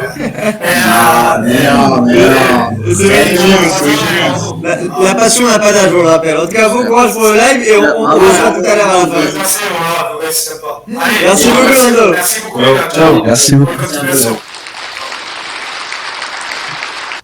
Alors, on peut très rapidement passer à notre quiz pour Desperamos. Allez. Bah oui. Alors, Martin, est-ce que tu es prêt? Bah ouais, on va commencer par le qui suis-je du coup. Alors, je vais m'excuser quand même pour le premier club, la prononciation. Hein. Alors, je débute ma carrière dans mon pays natal en 2009 au Esbjerg FB. Parfait. Je préférais m'excuser quand même déjà avant. Après 4 saisons là-bas, donc je décide de rejoindre la France et le TFC. Là-bas, je serai un titulaire indiscutable et ce durant 4 saisons. Après ces 4 saisons, le club de Middlesbrough m'achète. Après, Martine. Ouais, Martine. Ah, pas mal. Franchement, très rapide aussi. Franchement, pas mal. Et on a une petite compo? Eh bah ouais, je vais donner un match. Bon, je pense, il est pas compliqué quand même. C'est un match que vous allez avoir de très bons souvenirs. Angers-Toulouse 2016. Ah. Baudigé. Non, par contre, alors du coup, je voudrais. Titulaire. Juste les titulaires. Je veux par contre juste les titulaires. Ben Yedder, Braithwaite. Lafont, non? Lafont, ouais. Niago, Regatin. Steve Yago, ouais. Regatin aussi, ouais, c'est bon. On va t'en faire toute la compo, là, vous êtes deux. Ben Yedder, on l'a dit. Alors, là, vous avez dit Ben Yedder, Braithwaite, vous avez dit Steve Yago, Lafont et Regatin. Trejo. Trejo, non, il était pas titulaire. Il n'y avait pas Capou. Non. Alors. J'ai tenté un Capou. Isiaga. Ah, non. Non, il était pas titulaire. H. Martin? Non. Non. Alors, je sens que la composition de Martin va durer toute la nuit. Ouais, ça va être sympa. Martin à Montbanger. Ah bon, c'est encore. Ah si, Montbanger, excuse-moi, oui, pardon. Ah, j'ai mal lu. Putain, je suis resté là-haut comme un con, mais il était plutôt au milieu. Martin, il prépare mal les fiches aussi. Putain, Il est pas accro, un truc comme ça? Ouais. non, il était pas titulaire. Ah ouais, merde. Ouais. Il y avait Banksy Siriex. Non. Il était pas? Non. Non. Dido, Etienne Dido. Non, Voilà. Ici, il était titulaire. Il était titulaire. Ouais. Non. Ouais, ça peut surprendre. Hein. Ah ouais. Il joue au milieu avec Ils ont été bons. Avec. T'as dit qui, Manu? Avec qui? Vas-y. Alors, il y a resté Somalia, Issa Diop, Ah oui, Issa Diop. Jean-Armel Canabic Oh là là. On a dû le changer. et Marcel Tisserand. Bon, Voilà, on a fini le 11. Mais en tout cas, et il y a eu 5 qui a été sorti, c'est sûr. C'était pas facile, hein. C'était vraiment pour dur. notre club de cœur, un peu déçu comme on a sorti que c'est. Non, mais c'est dur, frère. C'est pas un Angers-Toulouse que. Ah oui, j'ai oublié André. Et vous êtes abonné à Toulouse, monsieur? Bien sûr, même en Ligue 2. Oui. Ah oui, en plus, ça a dû être douloureux, les barrages, là. Oh, Il faut en parler. Ah, c'était un scandale. c'est scandaleux. Ah oui. Mais ouais. Après, c'est sur la saison, si se joue, c'est pas non plus que sur le barrage contre Nantes. Bah oui. Tout à fait. Vous êtes quand même confiant pour cette Oui, saison-là? il y a du mieux à Toulouse quand même. On perd du monde, Adi, Manu Koné. Ouais, mais t'as de l'argent. Un très bon entraîneur aussi. Et apparemment, ils ont pas trop de recrues. Hein. Pour l'instant, il y a. Non, bah, pour l'instant, ça va Ça va se débloquer peut-être après l'Euro. Ouais, mais après, on commence dans 2 semaines, la Ligue 2, c'est pour ça. Ah oui, ça reprend dans 2 semaines. Ouais. Combien ça coûte l'abonnement à Toulouse?